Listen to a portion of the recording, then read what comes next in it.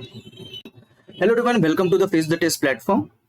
तो ये लेक्चर में हम ट्रांसक्रिप्शन पढ़ने वाले हैं, मेनली ट्रांसक्रिप्शन इन प्रोकैरियोट्स। तो हम मॉलिक्यूलर बायोलॉजी का फ्री लेक्चर सीरीज जो है इसके अंदर कंप्लीट करेंगे और आपको कहीं जाने की जरूरत नहीं है। ये कंटेंट इतना प्यारा मैंने बनाया हुआ है कि सारा का सारा कंसेप्ट जो है आपका क्लियर हो जाएगा और बहुत ही बेहतरीन सेल्फ डिजाइन डायग्राम्स के साथ ये कंसेप्ट बनाया है। तो बहुत टाइम लगता है ये टाइप का कंटेंट बनाने में, तो अराउंड मुझे 8 आवर्स लगे to design this whole content of this particular lecture. ठीक है, तो सिर्फ आपका मुझे सपोर्ट चाहिए जो मुझे नहीं मिल रहा है। मैं बहुत हार्ड वर्क कर रहा हूँ आपके लिए, ताकि आपके सारे कंसेप्ट जो है वन बाय वन करके क्लियर हो जाए और आप सारे के सारे क्वेश्चन जो है एंट्रेंस एग्जाम्स के अंदर सॉल्व कर सके। आपका सिर्फ मुझे लाइक, शेयर और सब्सक्राइब चाहिए है, जो कि बहुत कम बच्चे जो है मेरे चैनल पे कर रहे हैं। ठीक है, तो please like, share and subscribe कर लेना अपने यूट्यूब चैनल। तो हम इसके अंदर पढ़ेंगे ट्रांसक्रिप्शन इन प्रोकैरियोट्स। तो ये स्टार्ट करने से पहले मैं ये बताना चाहता हूं कि शौर्य 1.0 बैच जो है इसको भी 1.5 साल कंप्लीट हो चुका है और इसके अंदर लगभग 850 से ज्यादा बच्चे जो है एनरोल हो चुके हैं। इसके अंदर 999 रुपीज के अंदर सारे के सारे यूनिट्स उसके अंदर मैंने अपलोड कर रखे हैं। तो आपको बहुत ही प्यारा कंटेंट उसके अंदर मिलेगा। वही से पेपर आता है, 95% पेपर मेरा यही कंटेंट से आता है हर बार। ठीक है, तो आप ये ज्वाइन कर सकते हैं। सारे लेक्चर्स इसके अंदर पड़े हुए हैं सारे यूनिट्स के। इसका direct course joining link video की डिस्क्रिप्शन में मिल जाएगा, वहां से आप डायरेक्टली इसको एनरोल कर सकते हैं अपने एंड्रॉइड ऐप से। अगर आपको 7 से 10 दिन के अंदर कोर्स पसंद नहीं आता है तो एंटर रिफंड दिया जाएगा। और फिर भी कोई भी डाउट हो तो ये 2 कॉन्टेक्ट नंबर्स पे आप हमको कॉल, टेक्स्ट, व्हाट्सएप, टेक्स्ट कर सकते हैं। ठीक है, तो direct course joining link video के डिस्क्रिप्शन में आपको मिल जाएगा। टेलीग्राम ग्रुप्स के क्विज के लिंक भी आपको वीडियो के डिस्क्रिप्शन में मिल जाएगा, वो भी आप ज्वाइन कर सकते हैं। और ये कोर्स आपको पता है कि बाहर कितना महंगा तरीके से बिक रहा है और उसका कंटेंट भी इतना कुछ खास नहीं है। इसके अंदर मैं रिफंड गारंटी के साथ बात करता हूँ। ठीक है, तो आप इसको ज्वाइन कर सकते हैं। अभी हम बात करेंगे ट्रांसक्रिप्शन से। सबसे आसान मीनिंग है ट्रांसक्रिप्शन का कि डीएनए के अंदर जो इंफॉर्मेशन है उसको कॉपी करना और उसको कन्वर्ट करना इनटू आरएनए का सीक्वेंस। ठीक है, so it is nothing but the process of copying DNA into RNA using 3 prime to 5 prime as a DNA template, जो कि हम अभी समझेंगे। And using 3 prime to 5 prime as a DNA template, we will synthesize and complementary RNA strand which will be in 5 prime to 3 prime orientation with the help of an enzyme called RNA polymerase। ठीक है, तो ये आपका है पहली बात, double stranded DNA. ये क्या है? Double stranded DNA. हमको ये पता है कि इसमें 2 स्ट्रैंड्स होंगे और दोनों कैसे होंगे? कॉम्प्लीमेंट्री टू ईच अदर और एंटी पैरेलल ओरिएंटेशन में अरेंज होगी। जैसे कि एक स्ट्रैंड अगर 5 प्राइम टू 3 प्राइम डायरेक्शन में है तो दूसरा कॉम्प्लीमेंट्री स्ट्रैंड इसका 3 प्राइम टू 5 प्राइम डायरेक्शन में होगा। 5 प्राइम टू 3 प्राइम वाला जो स्ट्रैंड है, जो कि आपका अपर स्ट्रैंड है, 5 प्राइम टू 3 प्राइम वाले स्ट्रैंड को हम बोलते हैं नॉन टेम्पलेट स्ट्रैंड। इसके अल्टरनेटिव नेम्स भी पूछे जाते हैं, तो आपको ये ध्यान में रखना है। इसके अल्टरनेटिव नेम है आपका कोडिंग स्ट्रैंड,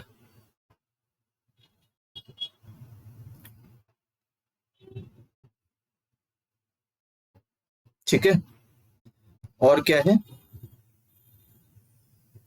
सेंस स्ट्रैंड,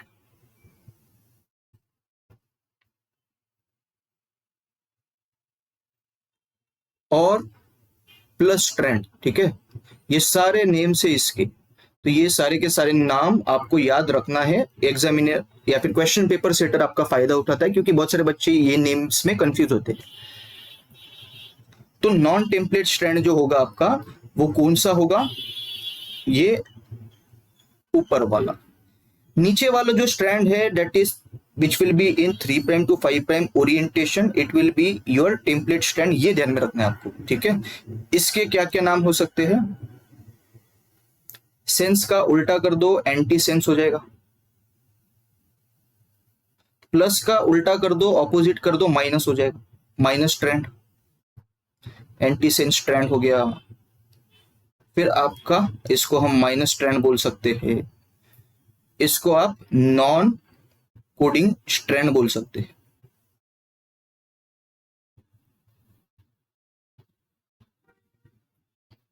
ठीक है, ओके। तो आपका टेम्पलेट डीएनए स्ट्रैंड होगा कौन सा, नीचे वाला। तो यहाँ पे एक रैंडमली सीक्वेंस दे रखा है आपको कुछ भी नहीं करना है। आरएनए पॉलीमरेज क्या करता है, 3 प्राइम टू 5 प्राइम वाले टेम्पलेट स्ट्रैंड को पढ़ता है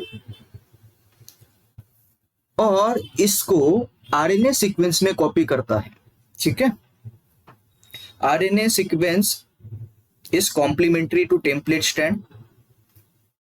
This will be your transcription. This is catalyzed by an enzyme called RNA polymerase.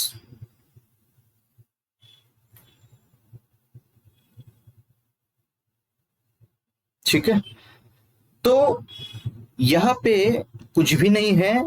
This RNA is nothing but complementary sequence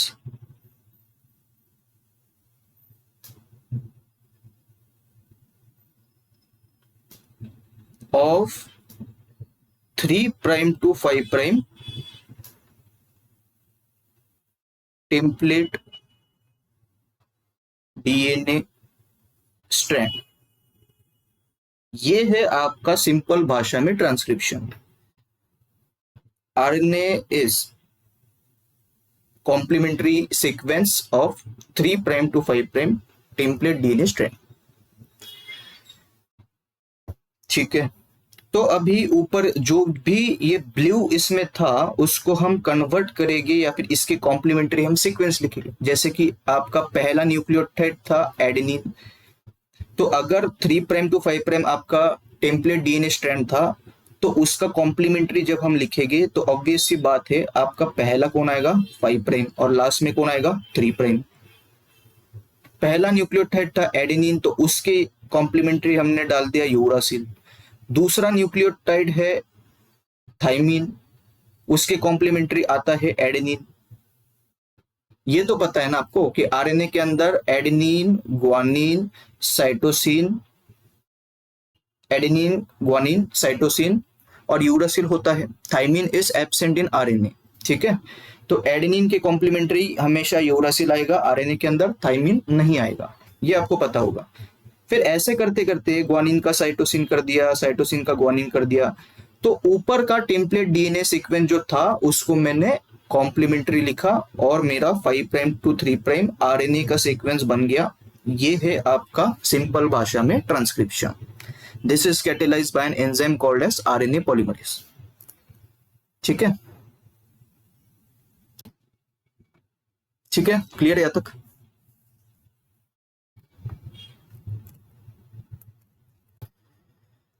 एक बात आपको ध्यान में रखना है, आरएनए पॉलीमरेज यू बैक्टीरिया या फिर बैक्टीरिया या प्रोकैरियोट्स के अंदर भी होगा एंड मैमल्स के अंदर भी होगा।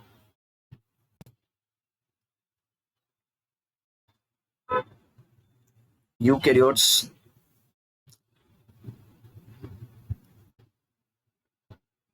प्रोकैरियोट्स या फिर इसको हम यू बैक्टीरिया भी बोलते हैं। तो चाहे प्रोकैरियोट्स हो या यूकैरियोट्स हो, आरएनए पॉलीमरेज जो है आपका वो होता है मल्टीपल सब यूनिट्स का।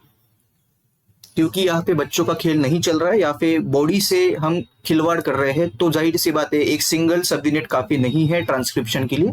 तो बड़ा प्रोटीन होना चाहिए जिसके अंदर मल्टीपल सब यूनिट्स होने चाहिए, तब हम इतना इंपॉर्टेंट चीज बॉडी के अंदर हम करवा सकते हैं। ठीक है, क्योंकि ये इंपॉर्टेंट चीज होता है आपका ट्रांसक्रिप्शन प्रोसेस। तो जाहिर सी बात है इसका एंजाइम जो है मल्टीपल सब यूनिट्स का होगा। लेकिन कोई फाजेस है एंड ऑर्गेनेल्स है जिसके अंदर आपका जो आरएनए पॉलीमरेज होगा वो सिंगल सब यूनिट का होता है। तो ये आपको ध्यान में रखना है। आरएनए पॉलीमरेज का स्ट्रक्चर कैसा होता है, क्रैब क्लॉज शेप्ड। ये आपको एज इट इज याद रखना है, जो कि डायग्राम के अंदर दिखा रखा है आपको। क्रैब क्लॉज शेप्ड का स्ट्रक्चर ये दिखाता है। Active site of RNA polymerase enzyme bind to magnesium ion. ये आप हर बार पढ़ते हो, डीएनए पॉलीमरेज को भी मैग्नीशियम आयंस की जरूरत पड़ती है, तो वैसे ही आरएनए पॉलीमरेज एंजाइम को भी मैग्नीशियम आयंस की जरूरत पड़ेगी। वो भी कितने, 2 मैग्नीशियम आयन की जरूरत पड़ेगी। अगर मैं मैग्नीशियम आयंस इसको ना दूं तो फिर आपका आरएनए पॉलीमरेज एंजाइम जो है it can not function efficiently. ठीक है, तो ये आपको ध्यान में रखना है। Magnesium ions are required for RNA polymerase to function efficiently. मतलब ठीक तरीके से आरएनए पॉलीमरेज काम करेगा। मान के चलो कि मैग्नीशियम आयन जो है बहुत अच्छे खासे है, सफिशिएंट है, तो ये अपना काम करेगा। इसका जो रेट है सिंथेसिस का आरएनए ऐड करने या फिर डीएनए से आरएनए बनाने का, वो होता है अराउंड 40 न्यूक्लियोटाइड्स पर सेकेंड एट 37 डिग्री सेल्सियस। ये होता है आपका रेट ऑफ ट्रांसक्रिप्शन।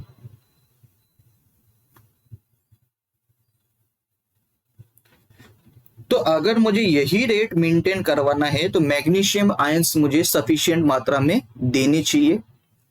अगर उनका डिफिशियंसी हुआ तो फिर आपका हो सके ये आरएनए पॉलीमरेज इतनी तेजी से काम ना करे, वो स्लो हो जाए ट्रांसक्रिप्शन का रेट, या फिर ये टेम्पलेट से नीचे गिर जाए। ठीक है, तो everything is possible if there is magnesium deficiency, क्योंकि एक्टिव साइट आपका बाइंड करता है मैग्नीशियम आयंस के साथ, और active site is nothing but catalytic centre.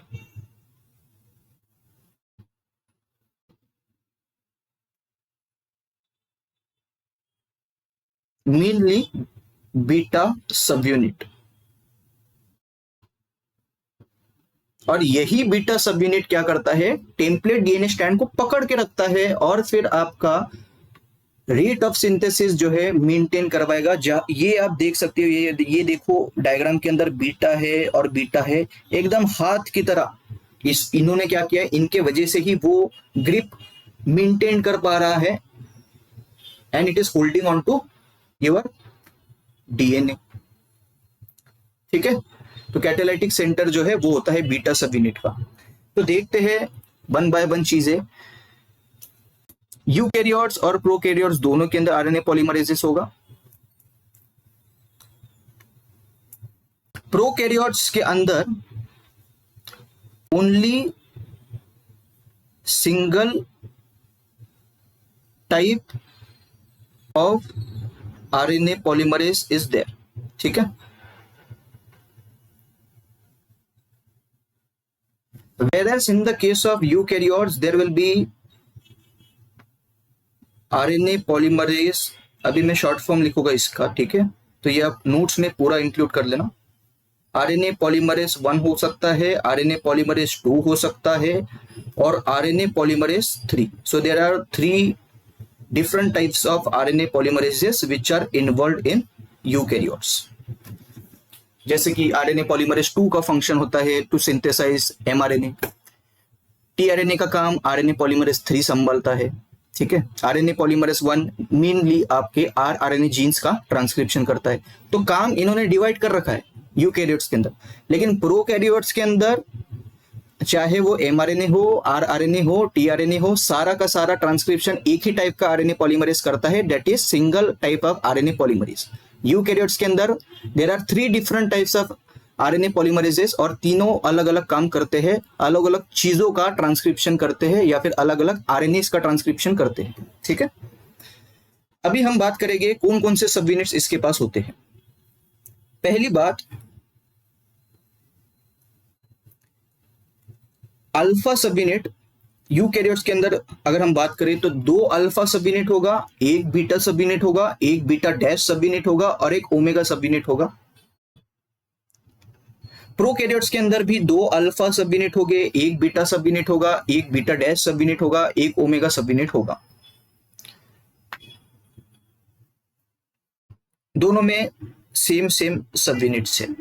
अगर ऐसी कंडीशन आए तो हम इसको बोलते हैं कोर एंजाइम।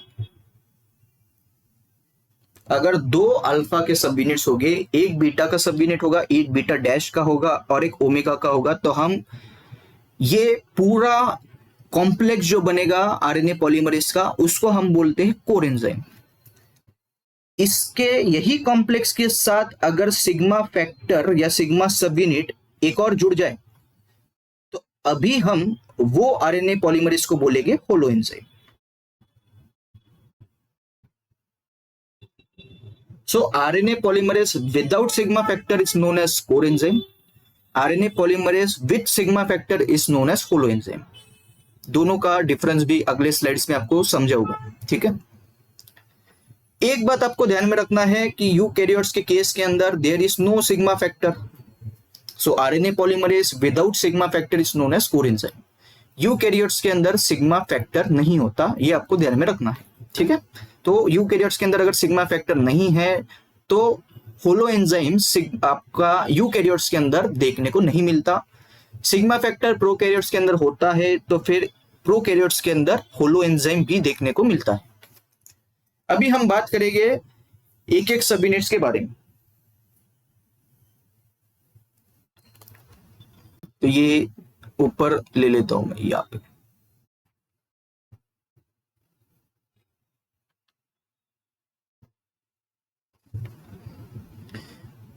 सिर्फ ये रिक्वेस्ट रहेगा कि ये जो लेक्चर है ये स्टार्टिंग टू एंड देखना, और अगर बहुत ज्यादा मजा आ रहा होगा तो आप लाइक शेयर सब्सक्राइब प्लीज कर दो, क्योंकि मुझे सपोर्ट की बहुत जरूरत है और बहुत कम बच्चे दे रहे हैं, क्योंकि आपको भी पता है कि कंटेंट में किस तरीके का दे रहा हूं आपको, ठीक है। एक एक चीज आपको मैं समझाऊंगा। अभी हम बात करेंगे अल्फा सब यूनिट की। अल्फा सब यूनिट होते कितने हैं? टोटल 2, ठीक है, इसीलिए तो अल्फा 2 लिखा था वहां पे ऊपर। आरपीओए जीन से अल्फा सब यूनिट बनता है। तो ये क्या चीज हुई? अभी मान के चलो ये डीएनए है, this is your double stranded DNA. Consider that this section of DNA has RPOA gene. ये सेक्शन ऐसा है कि जहां पे आरपीओए जीन प्रेजेंट है। डीएनए तो बहुत बड़ा होता है और इसके अंदर बहुत सारे जीन्स होंगे। This is specifically your double stranded DNA. One strand will be in 5' to 3' direction.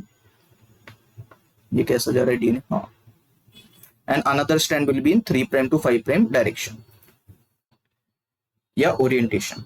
इसके अंदर हमको पता है कि 3' to 5' टेम्पलेट डीएनए को यूज करते हुए मैं क्या करूंगा? 5' to 3' आरएनए बनाऊंगा, और हमको ये पता चलेगा कि ये अगर आरपीओए जीन ट्रांसक्राइब करके आरएनए बन रहा है तो मैं इसको नाम दे दूंगा आरपीओए आरएनए। ये आरएनए का जब ट्रांसलेशन होता है या प्रोटीन सिंथेसिस प्रोसेस से ये जब गुजरेगा तो यहां से जो प्रोटीन बनेगा, this is nothing but RPOA protein, and this protein is nothing but alpha sub unit, ठीक है। तो ये अलग अलग पॉलीपेप्टाइड चेन्स है। ये जो मैं बोल रहा हूं आपको, अल्फा सब यूनिट है, बीटा डैश, ओमेगा, सिग्मा, ये अलग अलग पॉलीपेप्टाइड चेन्स है या प्रोटीन है, और वो कंबाइन करके आपका कोर एंजाइम या होलो एंजाइम बना रहे। समझ में आपको? आरपीओए जीन्स का जब ट्रांसक्रिप्शन होगा तो आरपीओए आरएनए बनेगा। आरपीओए आरएनए का जब ट्रांसलेशन होगा तो आरपीओए प्रोटीन बनता है। यही आरपीओए प्रोटीन को हम अल्फा सब यूनिट बोलते हैं, ठीक है। वैसे ही आपको बीटा का देखना है, बीटा डैश का देखना है, ओमेगा का देखना है, सिग्मा का देखना है। The role of this RPOA protein और alpha sub unit is assembly of core enzyme and promoter recognition, ठीक है। तो जो अलग अलग सब यूनिट्स बन रहे हैं मेरे, अल्फा के 2 बन रहे थे, बीटा का 1, बीटा डैश का 1, ओमेगा का 1, ये सारे सब यूनिट्स को जोड़ दिया जाएगा टू फॉर्म कोर एंजाइम। इनको जोड़ के alpha 2 beta, beta dash, omega ये बनाया जाएगा। और इनका काम ये भी है कि टू रिकॉग्नाइज प्रोमोटर। तो ये आपको एज इट इज याद रखना है, ठीक है। तो अभी ये मैं इरेज कर रहा हूं, ठीक है, ये हमने समझ लिया।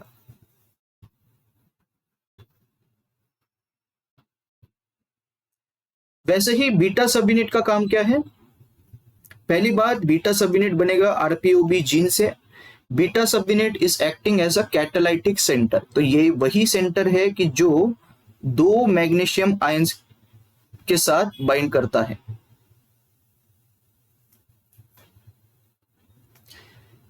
और चेन इलांगेशन में भी इसका रोल है।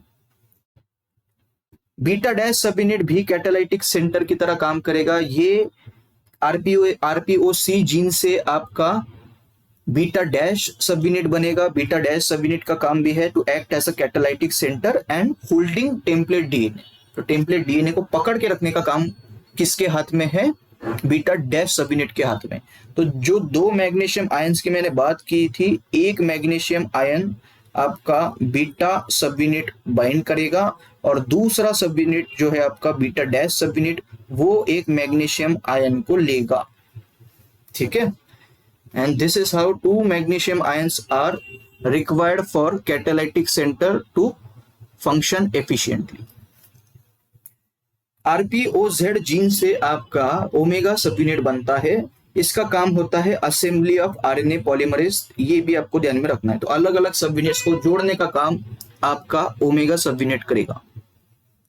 Sigma factor is transcribed from RPOD gene and ultimately RPOD mRNA will be translated into sigma subunit और sigma protein। इसका काम है promoter recognition and transcription initiation. अभी आप बोलोगे कि sir promoter recognition alpha sub unit भी कर रहा है और promoter recognition sigma subunit भी कर रहा है, और अगर क्वेश्चन में आए कि कौन सा इन्वॉल्व है, तो आपको ध्यान में रखना है कि मेनली प्रोमोटर रिकॉग्निशन जो होता है वो सिग्मा फैक्टर ही कर पाता है। थोड़ा बहुत रोल अल्फा सब यूनिट का भी देखने को मिला है। तो मोस्टली या मेनली पूछा तो सबसे इंपॉर्टेंट कौन है प्रोमोटर रिकॉग्निशन में? Sigma subunit. और अगर ऐसे पूछा कि which two subunits are involved in promoter recognition, तो आंसर होगा alpha as well as sigma. और मेनली या चीफली इस तरीके का अगर क्वेश्चन में आए तो आप लिखोगे सिग्मा सब यूनिट। ठीक है, तो ये सब यूनिट्स एंड जीन्स एंड इनके फंक्शंस आपको मेमोराइज करने हैं। अभी हम बात करेंगे सिग्मा फैक्टर्स के बारे में। तो हमने तो सिर्फ सिग्मा फैक्टर नॉर्मल डिस्कस किया पिछले स्लाइड में, लेकिन आपको ध्यान में रखना है कि there are many sigma factors. For example सबसे कॉमन वाला जो सिग्मा फैक्टर होता है दैट इज सिग्मा 70। अभी आपको ये नंबर्स दिख रहे हैं, ये नंबर्स क्या रिप्रेजेंट कर रहे हैं? These are nothing but they are representing molecular weight. कि अभी जाहिर सी बात है हम सब यूनिट की बात कर रहे हैं, वो किसका बना हुआ है? प्रोटीन का। प्रोटीन के अंदर क्या क्या होते हैं? Different amino acids which are linked by your peptide bond. फिर वो सेकेंडरी स्ट्रक्चर में फोल्ड हो गए, फिर टर्सरी स्ट्रक्चर में फोल्ड हो गए, फिर आपका फंक्शनल प्रोटीन बनता है। तो वो फंक्शनल प्रोटीन अलग अलग अमीनो एसिड से ही तो बनता है, और अलग अलग अमीनो एसिड्स के आपको पता है कि जो आपका मॉलिक्यूलर वेट होता है एक अमीनो एसिड का एवरेज दैट इज 110 डाल्टन। तो इसमें अभी कितने अमीनो एसिड मौजूद है उसके हिसाब से इसका मॉलिक्यूलर वेट तय किया जाएगा। ठीक है, तो इस तरीके से आपके पास डिफरेंट सिग्मा फैक्टर्स बनते हैं। तो ये नंबर्स क्या रिप्रेजेंट कर रहे हैं? They are representing molecular weight of that particular sigma factor. Function की बात करेंगे तो सिग्मा फैक्टर के वजह से expression of housekeeping genes like glycolysis ये संभाला जाएगा by your sigma factor 70। Housekeeping genes वो जीन्स होते हैं कि which are to be synthesized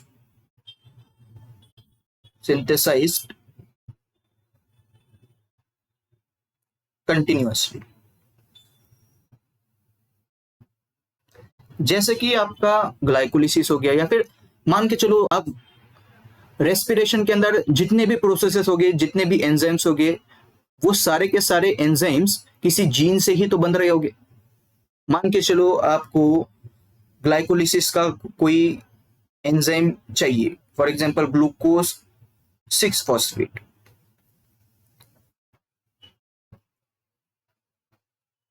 अभी ये क्या है? ये एंजाइम है।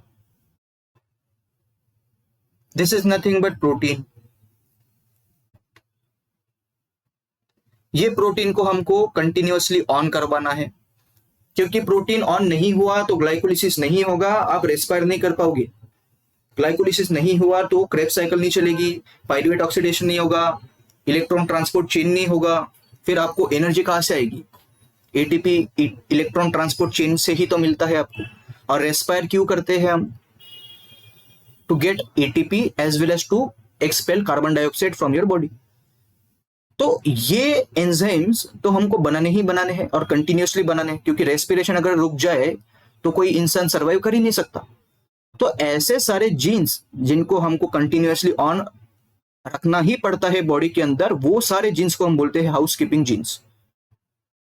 तो रेस्पिरेशन के अंदर जितने एंजाइम्स हो गए, फिर डाइजेशन प्रोसेस हो गया, ठीक है,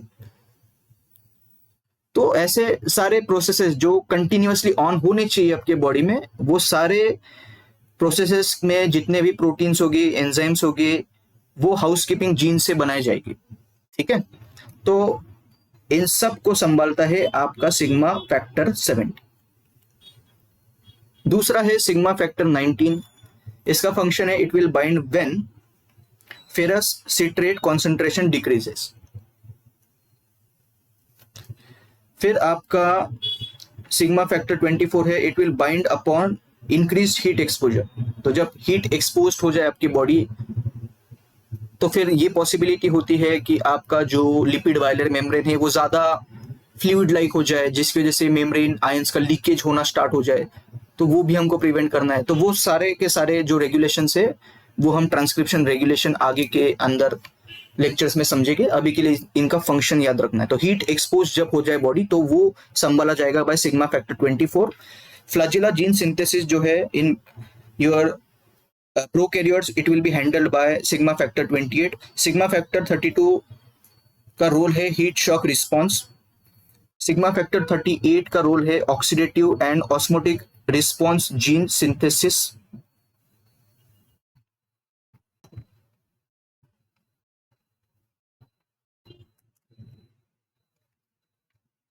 न्यूट्रिएंट स्टार्वेशन। और आपका सिग्मा फैक्टर 54 का रोल है nitrogen assimilation and expression of nitrogen inducing factor genes, that is NIF genes, nitrogen inducing factor. So these NIF genes are required for nitrogen fixation। इसके अंदर एज इट इज क्वेश्चन जो है ये पूछे गए हैं CSI नेट के अंदर, पार्ट बी के अंदर, और अलग अलग एंट्रेंस एग्जाम चाहे वो सेट हो, TIFR हो, DBT हो, ICMR हो, इससे क्वेश्चंस आते हैं डायरेक्ट वाले। और आपको जो पढ़ना होता है, अगर कोई रेगुलेशन आपको पढ़ना है तो ये वाला रेगुलेशन आपको पढ़ना है और ये वाला रेगुलेशन आपको पढ़ना है। यहां से कभी कभार 1-2 बार क्वेश्चन पूछे गए हैं। ठीक है, अभी हम समझेंगे ट्रांसक्रिप्शन को। सबसे पहली बात, ये हम डबल स्टैंडर्ड DNA के बारे में बात कर रहे हैं। तो 5 प्राइम टू 3 प्राइम डायरेक्शन भी दिखाया है और नीचे 3 प्राइम टू 5 प्राइम डायरेक्शन भी दिखाया है। तो 5 प्राइम टू 3 प्राइम डायरेक्शन वाला DNA ये है, इसको हम बोल रहे हैं आपका नॉन टेम्पलेट DNA, जो मैंने फर्स्ट स्लाइड में आपको समझाया। नॉन टेम्पलेट स्ट्रैंड, या फिर इसको कोडिंग स्ट्रैंड बोलेंगे, या फिर इसको सेम स्ट्रैंड बोलेंगे, या फिर इसको प्लस स्ट्रैंड बोलेंगे। और नीचे वाला जो 3 प्राइम टू 5 प्राइम वाला DNA होगा उसको हम बोलेंगे टेम्पलेट स्ट्रैंड।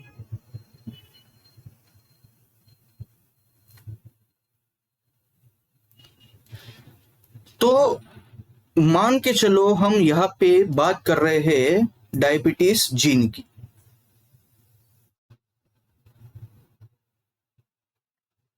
समझने के लिए हमने रैंडम एग्जांपल लिया डायबिटीज जीन, और ये जीन को ऑन ऑफ करवाना है। ठीक है, इसको कंसीडर करो कि आपको करना है ऑन। कब होगा ऑन? जब इसका ट्रांसक्रिप्शन होगा, ये डायबिटीज वाला mRNA बनेगा, उसके बाद में ये डायबिटीज वाले mRNA का ट्रांसलेशन होगा और उसका प्रोटीन बनेगा, हम बोलेंगे कि डायबिटीज जीन ऑन हो गया। ठीक है, तो बहुत बड़ा DNA है, बहुत बड़े DNA के अंदर बहुत सारे जीन्स है। कोई डायबिटीज का है, कोई हेयर कलर का है, कोई ओबेसिटी का है, कोई कैंसर का है। हम यहाँ पे बात करेंगे डायबिटीज जीन की। तो एक जीन के अंदर इसको स्टार्ट करने के लिए प्रोमोटर की जरूरत पड़ेगी। ये प्रोमोटर पे आरएनए पॉलीमरेज बाइंड करता है और फिर वो ट्रांसक्राइब करता है। अभी कंटिन्यूअसली तो चीज नहीं चलनी चाहिए डायबिटीज की, क्योंकि ये तो खराब जीन है। तो आरएनए पॉलीमरेज कब तक इसको सिंथेसाइज करेगा? जब तक टर्मिनेटर सीक्वेंस ना आ जाए। तो प्रोमोटर से ट्रांसक्रिप्शन स्टार्ट होगा और टर्मिनेटर ऐसा रीजन है कि जहां पे ट्रांसक्रिप्शन स्टॉप होता है। ठीक है, ये आप पढ़ते थे अभी तक। तो यहां पे हम प्रोमोटर से चीजें देखेंगे और प्रोमोटर टू टर्मिनेटर तक हम लेक्चर के एंड तक समझे। ठीक है, तो यहां पे हम प्रोकैरियोट्स की बात कर रहे हैं।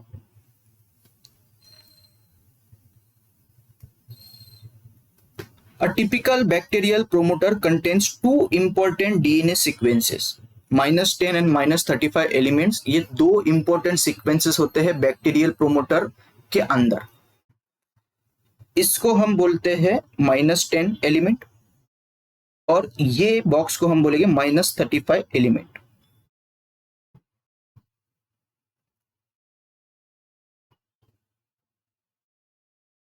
-35 एलिमेंट को हम टाटा बॉक्स भी बोलते हैं। क्यों बोलते हैं ये भी हम डिस्कस करेंगे।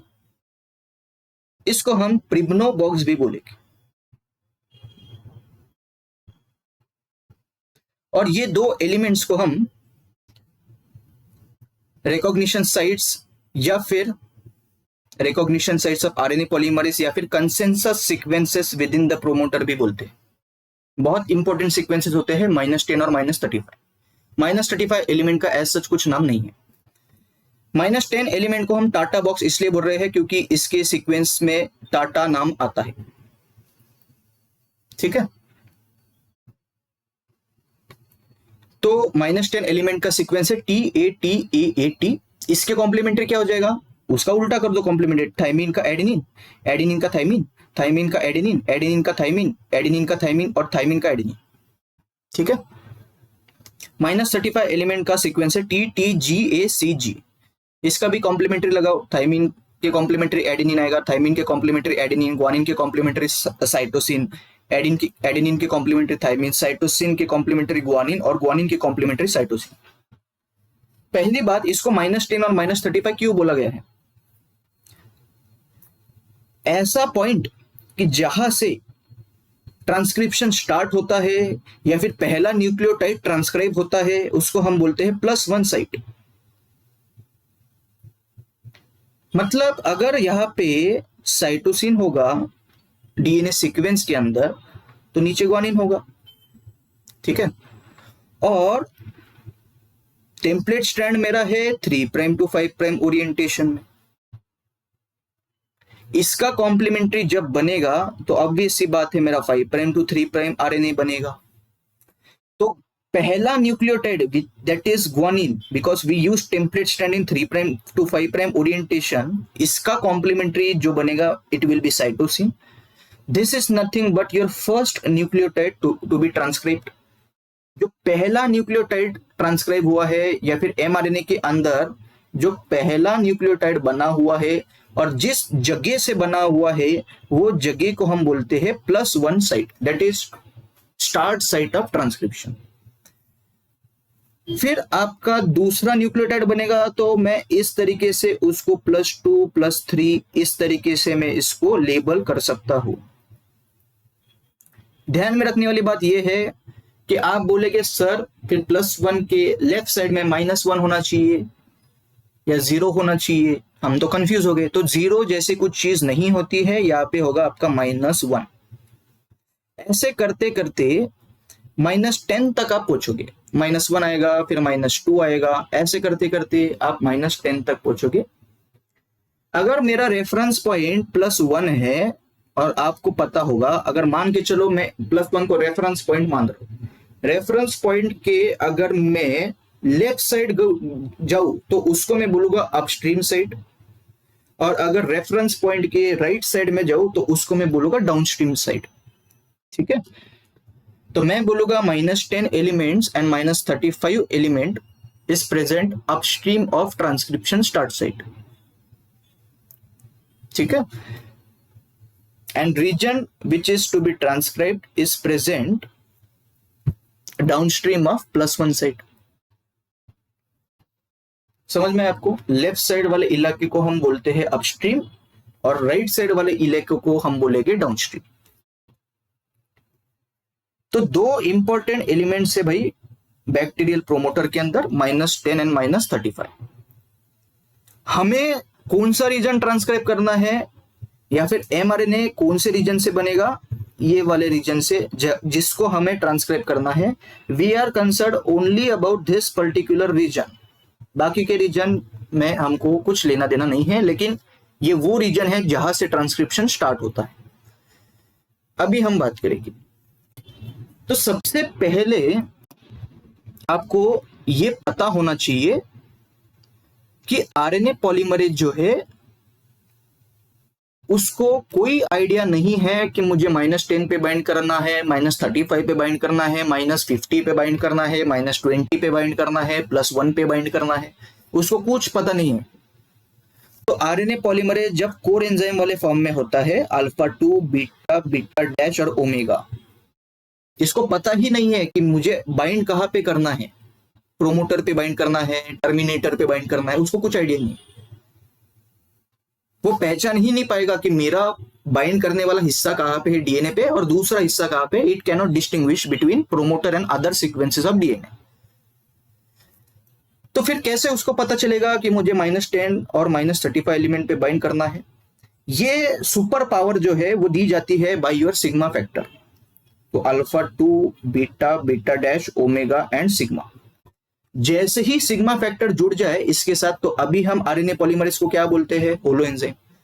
ये रिकॉग्नाइज करेगा और बाइंड करेगा directly to the promoter sequences, क्योंकि सिग्मा फैक्टर एक ऐसी शक्ति देता है आरएनए पॉलीमरेज को कि वो अभी पता चल जाएगा आरएनए पॉलीमरेज को कि मेरा बाइंडिंग वाला हिस्सा कहां पे है डीएनए पे और बाकी के सीक्वेंसेस कहां पे है।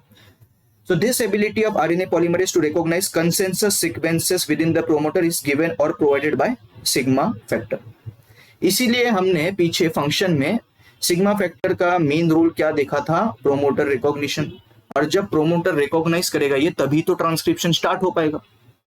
अगर रिकॉग्नाइज ही नहीं किया इसने तो शुरुआत के स्टेप्स ही नहीं हो गए ट्रांसक्रिप्शन की, ठीक है। तो ये अभी आपको समझ में आ रहा होगा। ओके, एकदम कहानी की तरह है, ये तो आपको रटना भी नहीं है। बहुत ही इंटरेस्टिंग होता है मॉलिक्यूलर बायोलॉजी। ये डिपेंड करता है कि आपका एजुकेटर कैसा है और कितना एक्सपर्ट है वो। ओके,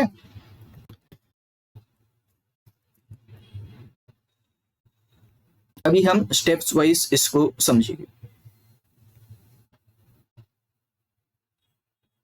अगर आप सिर्फ मतलब इसको विजुअलाइज भी करते हो, इमेजिन भी करते हो कि किस तरीके से चीजें चलेगी, तो ये रटने की भी जरूरत नहीं आपको। एकदम कहानी की तरह इसको समझना कि एक प्रोसेस चल रही है, वो आपको माइंड में लानी है और एग्जाम देने जाना है मॉलिक्यूलर बायोलॉजी, ठीक है। तो डायग्राम से ही ये सारी चीजें हो जाती है आपकी क्लियर। ट्रांसक्रिप्शन प्रोसेस जो है, चाहे वो प्रोकैरियोट्स में हो, यूकैरियोट्स में हो, 3 स्टेप्स में होता है: इनिशिएशन, इलोंगेशन एंड टर्मिनेशन।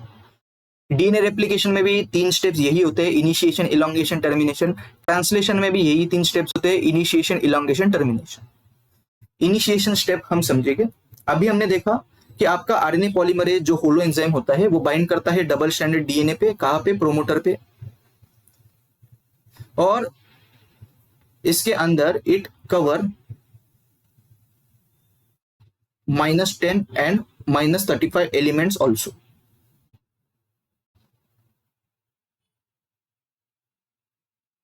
जब ये बाइंड करता है तो हमको देखने को मिलता है कि 75 to 80 बेस पेयर डिस्टेंस से कवर कर लेता है, एक्सटेंडिंग फ्रॉम -55 to +20।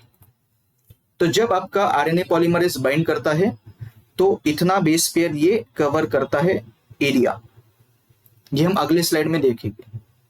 और ये पोजीशन से लेके ये पोजीशन तक वो कवर होता है। RNA polymerase without sigma factor हमने देख लिया, it is known as core enzyme. RNA polymerase core enzyme के साथ अगर मैं सिग्मा फैक्टर जोड़ दूं तो उसको हम बोलेंगे होलो एंजाइम। होलो एंजाइम के पास ही आपका एबिलिटी होता है to distinguish between promoter and other sequences of DNA, whereas core enzyme does not have ability to recognise consensus sequence within the promoter. और ये सुपर पावर देता है sigma factor to RNA polymerase to distinguish between promoter and other sequences of DNA. ठीक है, अभी हम आगे बात करें। यहां तक हमने देखा। यहां पे आप ये देख सकते हो कि मान के चलो मेरा आरएनए पॉलीमरेज जो है यहां तक बाइंड है, और मेरा अगर ये +1 साइट है, ऐसे करते करते यहां तक +20 साइट तक ये बाइंड करता है आपका आरएनए पॉलीमरेज। और अगर मेरा ये -35 है तो -40, फिर -45, फिर -55 से लेके +20 तक इतना एरिया आपका आरएनए पॉलीमरेज कवर करेगा ऑन डीएनए। तो समझ में आपको ये कहां से आया -55 टू +20। और अगर मैं इस तरीके के बेसिस लिखता हूं ATG या फिर CGTA, तो ये दोनों को मैं क्या बोलता हूं, this is nothing but one base pair. अगर मैं सिंगल की बात करता, मान के चलो मैं यहाँ पे इसके अंदर सिर्फ और सिर्फ थाइमिन की बात करता, तो मैं इसको वन बेस बोलता या वन न्यूक्लियोटाइड बोलता। लेकिन अगर जोड़ी की बात की तो उसको मैं बोलूंगा वन बेस पेयर। ऐसे करते करते करते करते इसके ये इलाके के अंदर -55 से लेके +20 इलाके के अंदर 75 टू 80 बेस पेयर होते हैं। ठीक है, समझ में आया लॉजिक? -55 से लेके +20 तक कितने बेस पेयर हो गए? 75 से लेके 80, इसके बीच में बेस पेयर होते। ओके,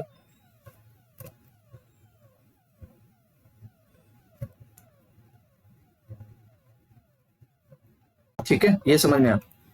अभी सबसे पहले आपका RNA polymerase double stranded DNA पे बाइंड हुआ है, और इसको हम बोलते हैं closed complex formation in which your DNA remain double stranded. तो ये देखो आरएनए पॉलीमरेज है भाई, आरएनए पॉलीमरेज ने बाइंड किया है और प्रोमोटर पे इसने बाइंड किया हुआ है। It is extending from -55 to +20। -55 से +20 वाला इलाका ये कवर कर रहा है। इसके अंदर लगभग, ये एरिया के अंदर लगभग 75 टू 80 बेस पेयर होते हैं।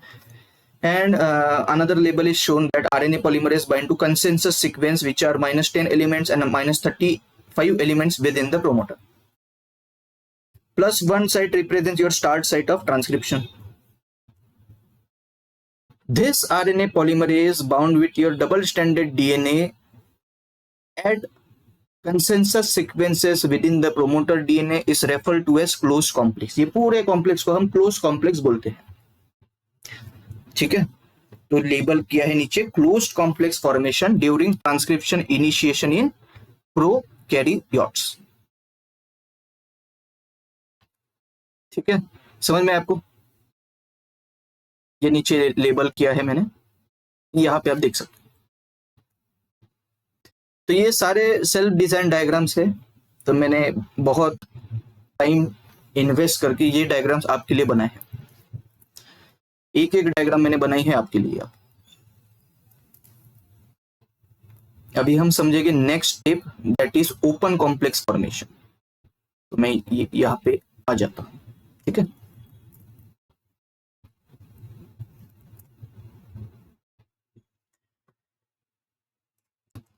यहां पे पढ़ो। आरएनए पॉलीमरेज अब क्या करेगा? It will start unbinding the section of promoter DNA that includes transcription start site, मतलब +1 साइट जिसमें इंक्लूड होता है, to form open complex which results in the formation of transcription bubble. Transcription bubble आपका 12 से 14 base pair के बीच में होता है। Close to open complex transition in bacteria is called isomerisation.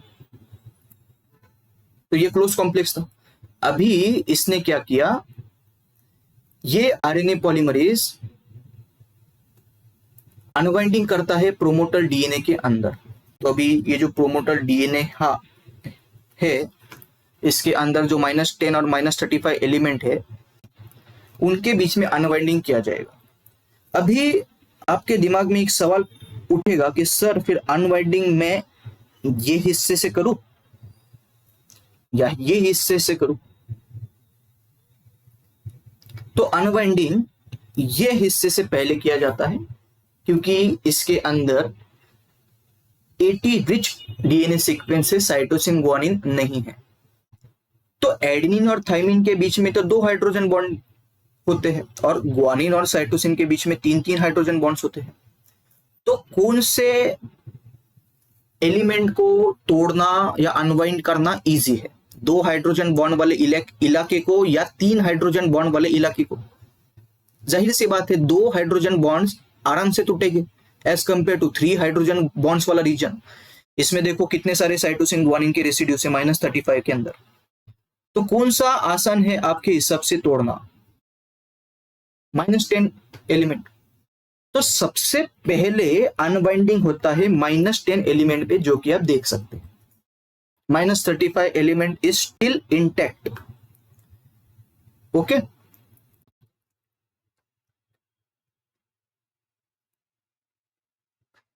Close complex से ओपन कॉम्प्लेक्स के ट्रांजिशन को इन bacteria उसको बोला गया है आइसोमराइजेशन। तो ये आपका क्लोज कॉम्प्लेक्स था। यहां पे देखो अनवाइंडिंग स्टार्ट हो चुकी है एट -10 एलिमेंट।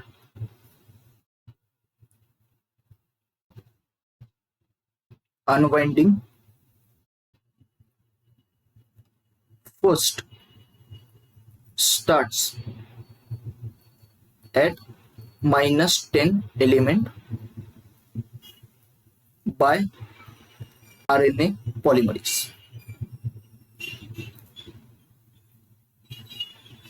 ठीक है, तो ये देखो अनवाइंडिंग हो चुकी है। अभी ये इस तरीके से ये खुल चुका है, इसको हम बोल रहे हैं ट्रांसक्रिप्शन बबल।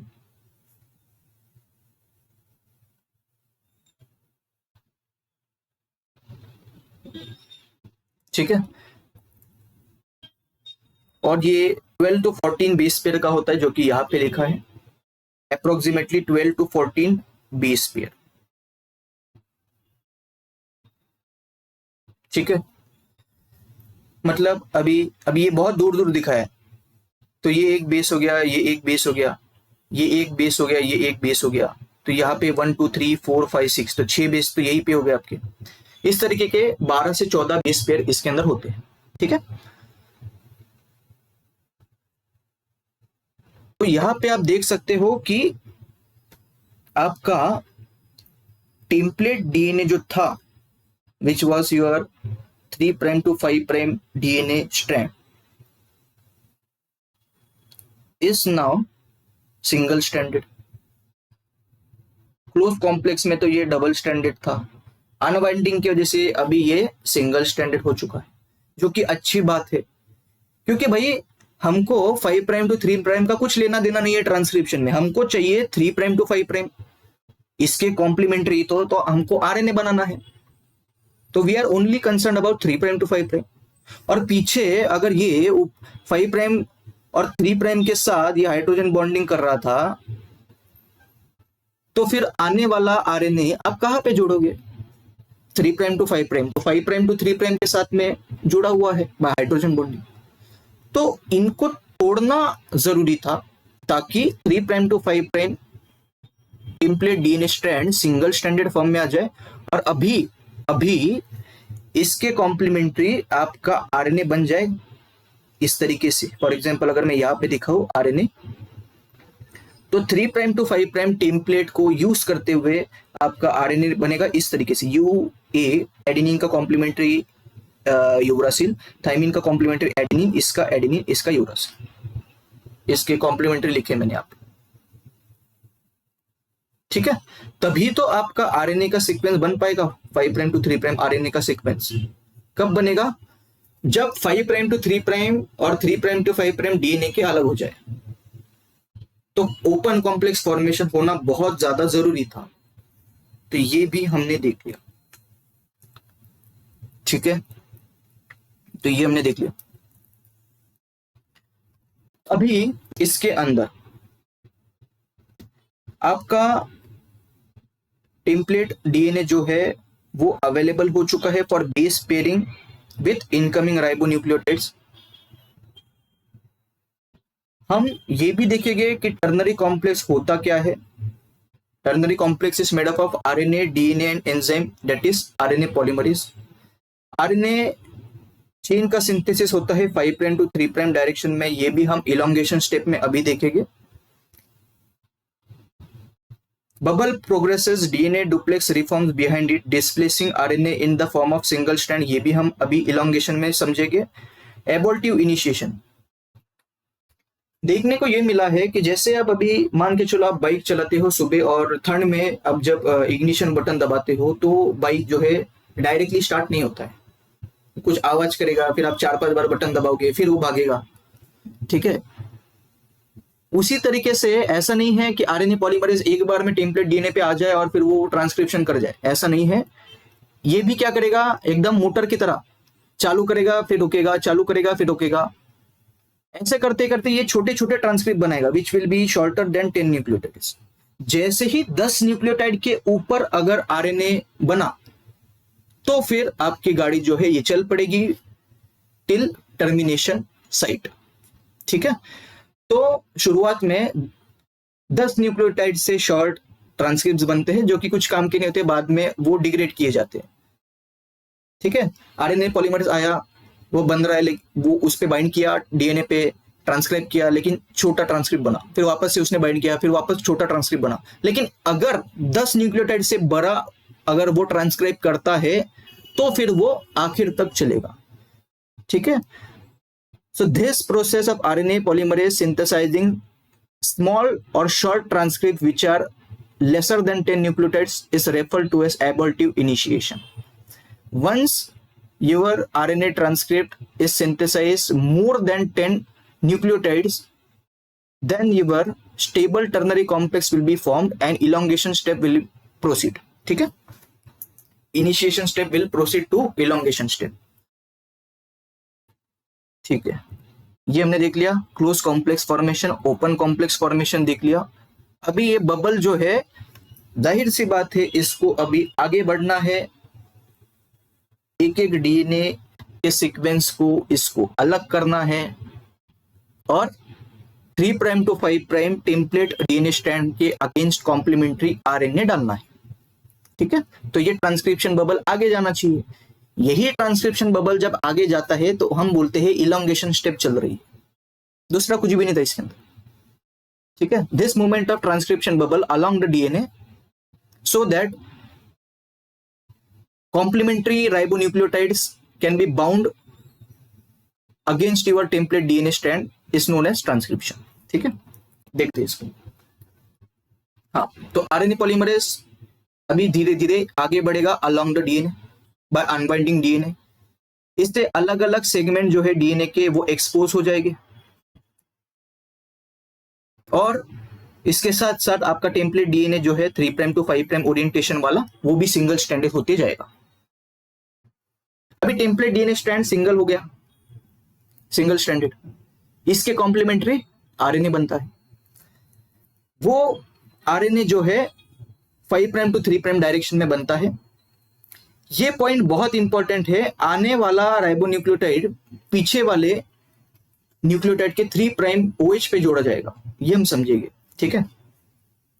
ट्रांसक्रिप्शन का जो रेट है वो है 40 न्यूक्लियोटाइड पर सेकेंड।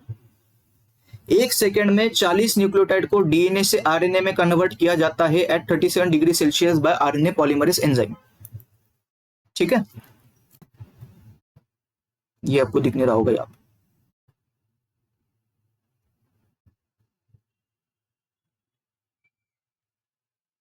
ठीक।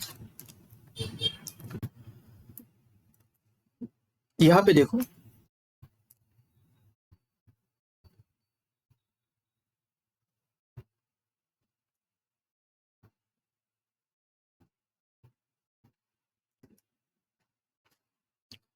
अभी आपका आरएनए पॉलीमरेज आगे बढ़ चुका है। जैसे जैसे आरएनए पॉलीमरेज आगे बढ़ेगा वैसे वैसे ये नए डीएनए सेगमेंट को क्या करेगा, अनबाइंड करेगा।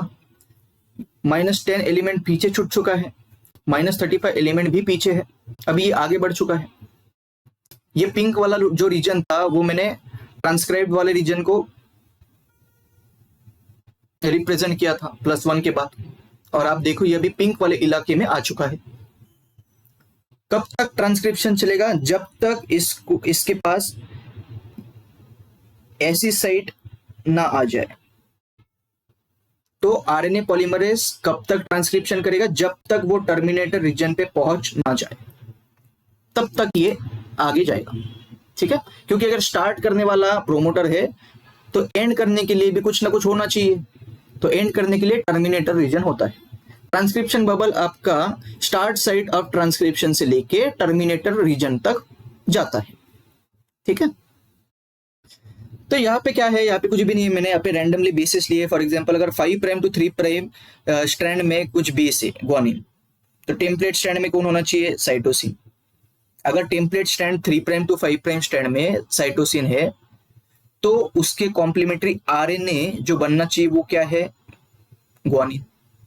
ठीक है, अगर 3' to 5' आपका टेम्पलेट डीएनए स्ट्रैंड है तो आपका आरएनए कौन से ओरिएंटेशन में होगा? 5' to 3' single standard RNA will be formed. जैसे जैसे आरएनए बनता जाएगा वो इस तरीके से बाहर निकलता जाएगा फ्रॉम आरएनए पॉलीमरेज। अभी ग्वानिन बना तो ये भी बाहर निकलेगा। फिर उसके बाद में आपका साइटोसिन था यहाँ पे, तो इसके कॉम्प्लीमेंट्री ग्वानिन डाला है मैंने यहाँ पे। फिर टेम्पलेट स्ट्रैंड के अगेंस्ट आपका कौन जोड़ा जाएगा? RNA polymerase will join cytosine. वैसे ही ऊपर थाइमिन था तो नीचे टेम्पलेट स्ट्रैंड में एडेनिन रहा होगा, इसके कॉम्प्लीमेंट्री आरएनए में कौन आएगा? यूरासिल। ऐसे करते करते आपका डायरेक्शन चल रहा है ट्रांसक्रिप्शन का इन 5' to 3' डायरेक्शन।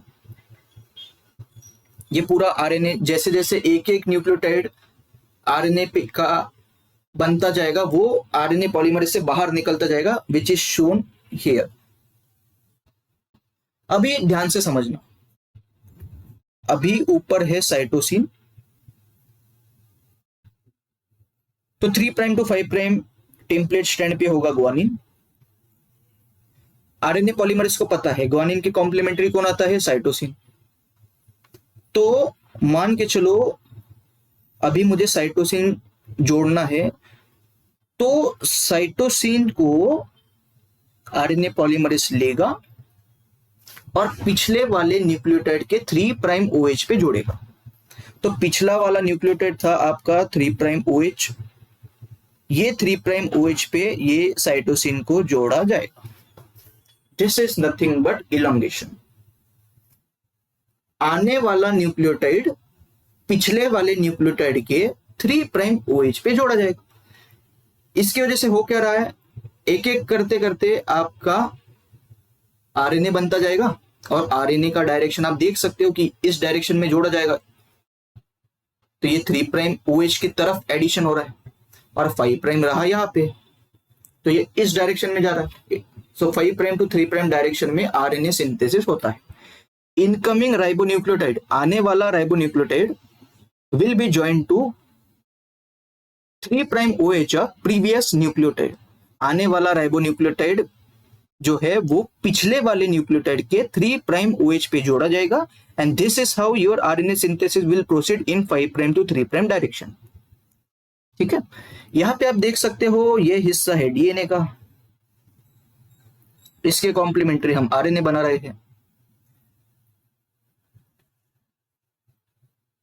तो इन दोनों के बीच में जो पेयरिंग चल रही है उसको हम बोल रहे हैं आरएनए डीएनए हाइब्रिड। ठीक है, अभी इलोंगेशन स्टेप में टर्नरी कॉम्प्लेक्स देखने को मिलता है। यहां पे अगर आप देखोगे टर्नरी कॉम्प्लेक्स के अंदर डीएनए भी होता है, आरएनए भी होता है, जो कि आपके डीएनए आरएनए हाइब्रिड बना रहा है, और आपका आरएनए पॉलीमरेज भी है। ठीक है, तो ये डीएनए, ये आरएनए और ये पॉलीमरेज एंजाइम, ये तीनों का कॉम्प्लेक्स जो होता है उसको हम बोलते हैं टर्नरी कॉम्प्लेक्स। ठीक है, और ये एक नीचे जो लाइन थी ये भी इंपॉर्टेंट है। आने वाला न्यूक्लियोटाइड पिछले वाले न्यूक्लियोटाइड के 3' OH पे जोड़ा जाएगा, and this is how your RNA synthesis will occur in 5 prime to 3 prime direction. ठीक है, तो ये हमने देख लिया। लेंथ कितना है भाई आरएनए डीएनए हाइब्रिड का? 8 से 9 बेस पेयर। तो जब भी ये बनेगा तो इसका लेंथ होगा अराउंड 8 to 9 बेस पेयर। यहाँ पे कितने बेस पेयर दिखाए मैंने? 1 2 3 4। तो यहाँ पे 4 बेस पेयर मैंने दिखाया आपको, लेकिन ये 8 से 9 बेस पेयर का इस तरीके का होता है। ठीक है, फिर आरएनए पॉलीमरेज जब आगे बढ़ता है डीएनए पे, तो डीएनए तो आपको पता है कि कुछ भाई इस तरीके का डीएनए आपका। अगर मैं अनवाइंडिंग कर रहा हूं, ठीक है, तो अगर अनवाइंडिंग में कर रहा हूं तो डीएनए जो है आपका आगे इस तरीके से बन जाएगा। आपको यहाँ पे रस्सी इमेजिन करनी है, 2 थ्रेड है मेरे पास, वो इस तरीके से इंटरट्वाइंड है। अगर मैं डीएनए को अनबाउंड करते हुए आगे जा रहा हूं इस तरीके से, तो आगे जो है जो इसके जो गांठे हैं वो कैसे हो जाएगी? टाइट हो जाएगी। और इसके अगर गांठे टाइट हो गए, इसी को हम बोलते हैं पॉजिटिव सुपर कॉइल। भाई अगर ऐसा हुआ तो डबल स्टैंडर्ड डीएनए तो ब्रेक हो जाएगा, टूट जाएगा वो। तो हमको कुछ भी करके आगे जो गांठे बन रहे हैं उनको रिलैक्स करना है। रिलैक्स करने का काम करता है gyrase. Gyrase will remove positive super coil, वो उसको रिलैक्स करेगा, and it will introduce negative super coil, relax form में लाएगा, मतलब वापस पहले वाले फॉर्म में लाएगा उसको। ठीक है, या फिर इससे भी लूज वाले फॉर्म में लाएगा, ताकि डीएनए अनवाइंडिंग आसानी से हो सके। और अब यहाँ पे भी देख सकते हैं कि पहले तो ये वाला हिस्सा खुला हुआ था, यहाँ पे आप देखो ये वाला हिस्सा ओपन था, और ओपन हिस्सा करके ये आगे बढ़ गया। तो क्या ऐसा चलेगा? इसको वापस से डबल स्टैंडर्ड फॉर्म में आना चाहिए या नहीं आना चाहिए? ये तो भाई उसने लूज कर दिया इसको, और वो आगे बढ़ गया आरएनए पॉलीमरेज। तो ये लूज वाले हिस्से को वापस से आपको डबल स्टैंडर्ड वाले फॉर्म में लाना पड़ेगा। लूज वाले हिस्से को हम बोलते हैं नेगेटिव सुपर कॉइल। ठीक है, तो देखो आरएनए पॉलीमरेज ने ओपन कॉम्प्लेक्स बनाया, वो आगे बढ़ गया, ये पीछे वाला हिस्सा लूज का लूज रह गया। लूज वाले हिस्से को हम बोलेंगे negative super coil. Negative super coil को वापस से हमको पहले जैसे करना है या फिर उसको टाइट बनाना है। तो नेगेटिव सुपर कॉइल को पॉजिटिव सुपर कॉइल में कन्वर्ट किया जाएगा बाय, या फिर नेगेटिव सुपर कॉइल को नॉर्मल फॉर्म में लाया जाएगा by another enzyme known as topoisomerase 1। तो ये आपको समझना है इसके अंदर। ठीक है, फिर आपका आरएनए पॉलीमरेज आगे बढ़ रहा है, उसको डीएनए को अनवाइंड कर रहा है। अनवाइंड करने की वजह से आगे जो है डीएनए के अंदर गांठें बन रही है टाइट वाली, क्योंकि आप उसको खोल रहे हो। तो आगे के गांठे जो है पॉजिटिव सुपर कॉइलिंग वाले, उनको रिलैक्स किया जाएगा by your enzyme DNA gyrase. और पीछे वाला जो लूज हिस्सा हो चुका है due to unwinding, it will be again made normal by your enzyme known as topoisomerase 1। ठीक है, ये आपको समझना है। और एक पॉइंट है, cordycepin is adenosine analogue which lacks 3' OH and thus inhibits elongation if incorporated। तो यहाँ पे अगर मैं आपको समझाऊं तो मान के चलो 5' to 3' डीएनए का अगर मैं कुछ लिखूं यहाँ पे, अभी एडेनोसिन एनालॉग है, मतलब अगर यहाँ पे 3' to 5', पहले तो रैंडम लेते हैं अपन, साइटोसिन ग्वानिन ग्वानिन साइटोसिन और ठीक है थाइमिन एडेनिन थाइमिन एडेनिन। ठीक है, इस तरीके का करते, एडेनिन लिखते ऊपर, एडेनिन थाइमिन। ठीक है, ये है मेरा डबल स्टैंडर्ड डीएनए। 3' to 5' वाला है मेरा टेम्पलेट डीएनए स्ट्रैंड। और हमको पता है कि 3' to 5' टेम्पलेट डीएनए स्ट्रैंड के ही कॉम्प्लीमेंट्री क्या बनता है? आरएनए। ठीक है, तो आरएनए पॉलीमरेज आया, ग्वानिन के कॉम्प्लीमेंट्री साइटोसिन लगाया, साइटोसिन के कॉम्प्लीमेंट्री ग्वानिन लगाया। अभी थाइमिन के कॉम्प्लीमेंट्री कौन आना चाहिए? एडेनिन, हमको पता है। तो रिएक्शन मिक्सचर में मान के चलो मैंने कॉर्डिसेपिन डाला, ये रिएक्शन मिक्सचर है मेरा। पहले तो मैं ये देख लेता हूं आपको दिख रहा है या नहीं। हाँ ठीक है, ये रिएक्शन मिक्सचर है, इसके अंदर क्या क्या है, इसके अंदर एडेनिन है नॉर्मल वाला, ग्वानिन है, साइटोसिन है, और एडेनिन का एनालॉग है कॉल्डिसेपिन। ये स्टार वाला जो है मान के चलो ये है cordycepin. This is nothing but adenosine analogue.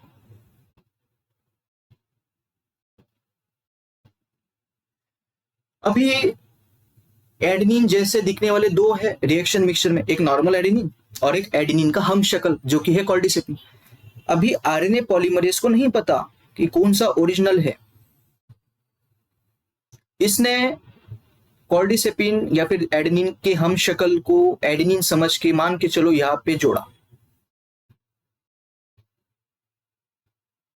ठीक है। और इसके आगे और एक कोई ले लेते हैं हम, साइटोसिन ग्वानिन। ग्वानिन की कॉम्प्लीमेंट्री कौन आना चाहिए, साइटोसिन। हमने ये पढ़ा कि आने वाला न्यूक्लियोटाइड जो कि साइटोसिन होगा वो पिछले वाले न्यूक्लियोटाइड के 3 प्राइम OH पे जोड़ा जाएगा। अरे भाई इसके पास 3 प्राइम OH है ही कहां, एब्सेंट है, तो आने वाला न्यूक्लियोटाइड जोड़ा नहीं जा सकता क्योंकि कॉल्डिसेपिन लैक्स 3 प्राइम OH, तो आगे के न्यूक्लियोटाइड्स नहीं जोड़े जाएंगे। This is how introducing cordycepin will inhibit elongation step of transcription. ठीक है, समझ में है आपको? ओके, ये हमने देख लिया। अभी हम बात करेंगे टर्मिनेशन स्टेप की। आपका आरएनए पॉलीमरेज आगे बढ़ते जाएगा, जो ट्रांसक्रिप्शन बबल है टर्नरी कॉम्प्लेक्स के साथ वो आगे बढ़ते जाएगा। कब तक बढ़ेगा? अनलिमिटेड टाइम तो नहीं बढ़ सकता। ऐसा टाइम आएगा कि जब तक, या फिर एक ऐसा पॉइंट आएगा कि जिसके बाद वो आगे नहीं बढ़ पाएगा। ऐसे पॉइंट को हम बोलते हैं टर्मिनेशन रीजन। आपका आरएनए पॉलीमरेज जैसे ही टर्मिनेटर सीक्वेंस पे पहुंच जाए तो उसको सिग्नल दिया जाएगा कि अभी भाई ट्रांसक्रिप्शन रोक दो। तो टर्मिनेशन सीक्वेंस इज हॉल्ट और स्टॉप सिग्नल फॉर ट्रांसक्रिप्शन। जैसे ही आपका termination sequence RNA polymerase recognise करेगा तो फर्दर एडिशन जो चल रहे थे 3 प्राइम OH पे वो नहीं होगा, तो ट्रांसक्रिप्शन रुक जाएगा आपका। ट्रांसक्रिप्शन रुक जाने के बाद देखने को मिलता है आपका जो डीएनए खुला हुआ था अनवाइंडिंग की वजह से वो डुप्लेक्स बना लेगा, डबल स्टैंडर्ड फॉर्म में आ जाएगा। आपका जो ट्रांसक्रिप्शन बबल था वो पूरा कोलैप्स हो जाएगा, आरएनए बाहर निकल जाएगा पूरा, डीएनए जो है खुला हुआ वो डीएनए डुप्लेक्स बना लेगा और आरएनए पॉलीमरेज भी वहां से निकल जाएगा। ठीक है, टर्मिनेशन दो टाइप्स के हो सकते हैं। एक है इंट्रिंसिक टर्मिनेशन जिसको हम बोलते हैं रो इंडिपेंडेंट टर्मिनेशन, और दूसरा है रो डिपेंडेंट। रो क्या है? रो इज प्रोटीन। अगर कोई चीज प्रोटीन पे डिपेंड है तो हम उसको डिपेंडेंट बोले। तो रो डिपेंडेंट टर्मिनेशन जो है इसको होने के लिए रिक्वायर रो प्रोटीन। रो प्रोटीन जब होगा तो ही मेरा रो डिपेंडेंट टर्मिनेशन होगा, वरना नहीं होगा। और एक चीज होती है इंट्रिंसिक टर्मिनेशन, इसके लिए don't require row protein.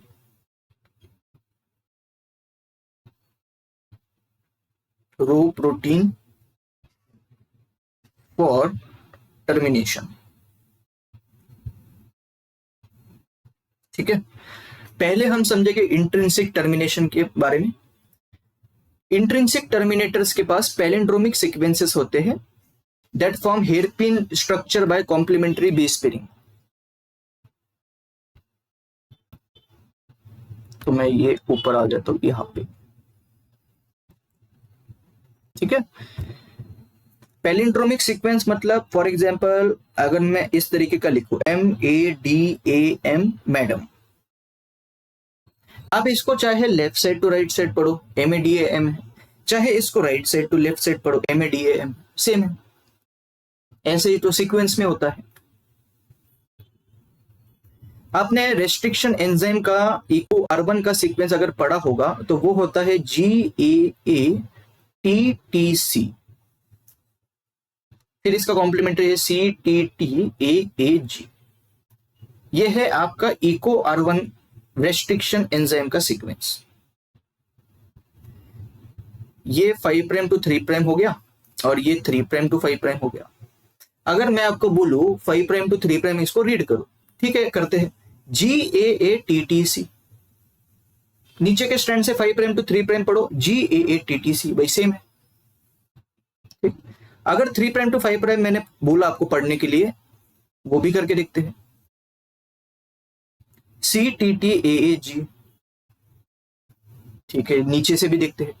3 prime to 5 प्राइम अगेन CTTAAG। तो मैं जब ऊपर का सीक्वेंस 5 प्राइम टू 3 प्राइम में पढ़ रहा हूं, नीचे का सीक्वेंस 5 प्राइम टू 3 प्राइम में पढ़ रहा हूं, वो दोनों सेम है। वैसे ही ऊपर का सीक्वेंस अगर मैं 3 प्राइम टू 5 प्राइम में पढ़ रहा हूं और नीचे का सीक्वेंस भी 3 प्राइम टू 5 प्राइम में पढ़ रहा हूं, वो भी सेम है। ऐसे टाइप के सीक्वेंसेस को हम बोलते हैं पैलिंड्रोमिक सीक्वेंसेस। और आप मानोगे नहीं, यही पैलिंड्रोमिक सीक्वेंसेस पे भी 4-4 मार्क के सवाल पूछे गए हैं कि which of the following is palindromic sequence. ठीक है, तो ये वाला कंसेप्ट भी आपका क्लियर हो गया। तो इस टाइप के सीक्वेंसेस होते हैं इंट्रिंसिक टर्मिनेटर रीजन के अंदर, और यही सीक्वेंसेस जब आपका आरएनए पॉलीमरेज ट्रांसक्राइब करता है तो उसकी वजह से हेयरपिन लूप लाइक स्ट्रक्चर बन जाता है। वो भी हम अगले स्लाइड में देखेंगे। बहुत ही शानदार डायग्राम आपको पूरे इंटरनेट पे देखने को नहीं मिलेगा, मैंने कुछ ने वो डिजाइन किया हुआ है। ठीक है, it is original and self design diagram. Intrinsic terminator के अंदर पैलिंड्रोमिक सीक्वेंसेस हो गए। इंट्रिंसिक टर्मिनेटर के अंदर 2 सीक्वेंस एलिमेंट्स होते हैं। एक होता है short inverted repeat of 20 nucleotides followed by stretch of 7 80 या फिर एडेनिन थाइमिन बेस पेयर। अभी इसको हम समझेंगे, इसका स्ट्रक्चर। ये देखो शानदार डायग्राम।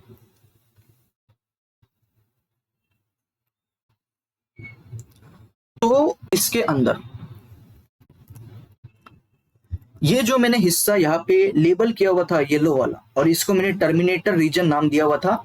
तो इसको आप जूम कर लो, जूम करने के बाद मान के चलो वो ऐसा दिखेगा। ठीक है, ये वही हिस्सा है येलो वाला, टर्मिनेटर रीजन का। इसके अंदर हम बात कर रहे हैं इंट्रिंसिक टर्मिनेटर रीजन के बारे में, मतलब खुद का टर्मिनेशन वाला सीक्वेंस होगा डीएनए के अंदर।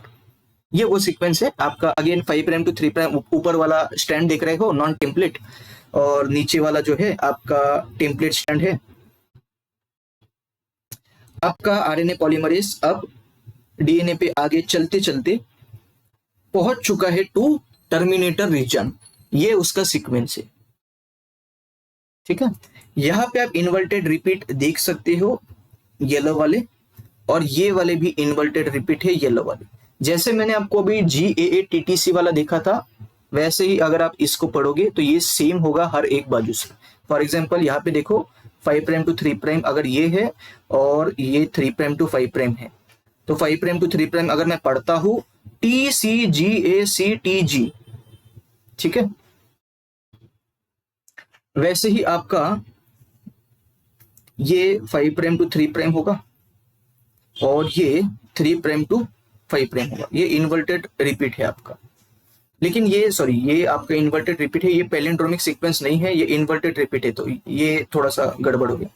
This is inverted repeat, this is not palindromic sequence. तो मैं जो आपको बोल रहा था इन्वर्टेड रिपीट के बारे में, वो ये है short inverted repeat of 20 nucleotides. तो ये 20 न्यूक्लियोटाइड के लगभग 1 2 3 4 5 6 7 और 8 9 10 11 12 13 14। तो यहाँ पे टोटल मैंने येलो वाले ये 7 और ये 7 दिखाए हैं। ये एग्जैक्ट सीक्वेंस नहीं है, लेकिन इस तरीके का सीक्वेंस होगा, इसलिए मैं ये एग्जांपल लिया हूं इसके अंदर। ठीक है, तो इस तरीके के आपके टोटल 20 न्यूक्लियोटाइड के सीक्वेंसेस हो गए इन्वर्टेड रिपीट के, and it will be followed by stretch of 7 adenine thymine base pair. यहाँ पे आप देख सकते हैं ये 7 80 बेस पेयर है इस तरीके के। आप इसको काउंट करोगे तो ये टोटल है 7 80 बेस पेयर। तो इंट्रिंसिक टर्मिनेटर में क्या क्या चीजें होनी चाहिए? एक तो भाई 20 न्यूक्लियोटाइड का इन्वर्टेड रिपीट होना चाहिए, और वो इन्वर्टेड रिपीट के सबसे बाद में 7 एडेनिन थाइमिन बेस पेयर होनी चाहिए। ये सीक्वेंसेस देखने को मिलते हैं किसके अंदर? इंट्रिंसिक टर्मिनेटर सीक्वेंस के अंदर। ठीक है, अभी इन्वर्टेड रिपीट का कमाल देखना, बहुत मजा आएगा आपको, बहुत ही ज्यादा। तो मैं ये पहले रफ कर देता हूं। इसको अगर मैं लेबल करूं तो क्या लिखोगे आप सबको?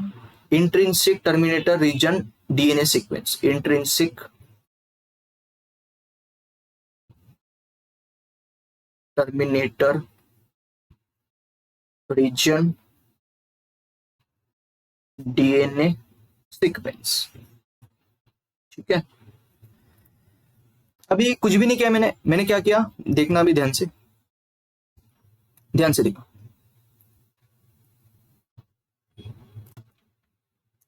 टेम्पलेट स्ट्रैंड कौन सा है? 3 प्राइम टू 5 प्राइम वाला। इसके कॉम्प्लीमेंट्री कौन बनेगा? आरएनए। टेम्पलेट स्ट्रैंड के कॉम्प्लीमेंट्री कौन बनेगा? आरएनए। वैसे ही फिर एडेनिन का कॉम्प्लीमेंट्री कौन होगा? यूरासिल। थाइमिन का कॉम्प्लीमेंट्री कौन होगा? एडेनिन। ग्वानिन का कॉम्प्लीमेंट्री कौन होगा? साइटोसिन। साइटोसिन का कॉम्प्लीमेंट्री कौन होगा? ग्वानिन। इस तरीके से मैंने 5 प्राइम टू 3 प्राइम डीएनए का सीक्वेंस लिख दिया, और जो ये लास्ट में एडेनिन बचे हुए थे टेम्पलेट डीएनए स्ट्रैंड के अंदर, वो उनका जब मैं ट्रांसक्रिप्शन करता हूं तो एडेनिन के कॉम्प्लीमेंट्री होता है यूरासिल। तो ये जो 7 यूरासिल जो बनते हैं इनको मैं बोलता हूं पॉली यूरासिल। ठीक है, so this is nothing but RNA which has been produced और synthesised after transcribing intrinsic terminator sequence by RNA polymerase. ये आरएनए बना है। तो आप बोलोगे सर ये तो हेयरपिन नहीं दिख रहा, ये तो हेयरपिन नहीं दिख रहा। अभी दिखेगा हेयरपिन, ध्यान से देखो।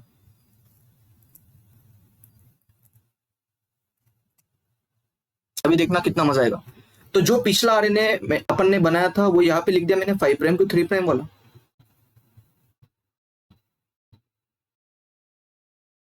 ठीक है, और ये जो हिस्सा था येलो वाला ये था इन्वर्टेड रिपीट वाला। अभी आपको समझेगा इसको इन्वर्टेड रिपीट क्यों बोला गया था। जो डीएनए के अंदर जो ये रिपीट्स थे उनको इन्वर्टेड रिपीट क्यों बोला गया था वो अभी आपको समझेगा। तो हम लिखना स्टार्ट करते हैं। दिस इज यूएससीजी, यूएससीजी लिख दिया। फिर उसके बाद में यूएससीजी के बाद में क्या क्या था? यूसीजी, एसीयूजी, यूसीजी, एसीयूजी, इस तरीके से मैंने नीचे लिख दिया। उसके बाद में था सीसीजीएयू, लिख दिया भाई, सीसीजीएयू लिख दिया। फिर उसके बाद था CAGUCGA। अभी कमाल देखना, अभी कमाल देखना। ठीक है, इसके बाद लिख दिया मैंने CAGUCAG। ठीक है, नॉर्मल सीक्वेंस लिखते जा रहा हूं। और यूरासिल यूरासिल यूरासिल ऐसे 7 बार, यूरासिल यूरासिल यूरासिल ऐसे 7 बार। एक इंटरेस्टिंग चीज आपको देखने को मिल रही होगी यहां पे। कौन सी चीज? यहां पे अगर आप देखोगे तो जो मैंने यूजी या फिर यूसीजी एसीयूजी लिखा था, यूरासिल के बाद आप ये देख सकते हो कि पूरा हिस्सा भाई कॉम्प्लीमेंट्री आ गया दोनों की। यूरासिल के कॉम्प्लीमेंट्री एडेनिन बन रहा है, साइटोसिन के कॉम्प्लीमेंट्री ग्वानिन बन रहा है, इसके कॉम्प्लीमेंट्री ये एडेनिन के कॉम्प्लीमेंट्री यूरासिल, साइटोसिन के कॉम्प्लीमेंट्री ग्वानिन, यूरासिल के कॉम्प्लीमेंट्री एडेनिन, ग्वानिन की कॉम्प्लीमेंट्री साइटोसिन। मतलब ये आरएनए इस तरीके से बना कि इसके अंदर जो कुछ सीक्वेंसेस थे इन्वर्टेड रिपीट वाला, उन्होंने क्या कर दिया भाई, कॉम्प्लीमेंट्री बेस पेयरिंग कर दिया उन्होंने। यहाँ पे आप देख सकते हो, मतलब ये सीक्वेंस ही ऐसा बना है आरएनए का कि इसके अंदर कुछ सीक्वेंसेस ऐसे हो गए शॉर्ट इन्वर्टेड वाले, जो ट्रांसक्रिप्शन होने के बाद जो एमआरएनए के अंदर आएंगे वो कॉम्प्लीमेंट्री बेस पेयरिंग कर जाएंगे। इसी के वजह से आपका हेयरपिन लुक एमआरएनए का बनता है या आरएनए का बनेगा। तो इसमें ये जो नीचे वाला कर्व्ड हिस्सा होगा इसको मैं हेयरपिन लूप बोलूंगा।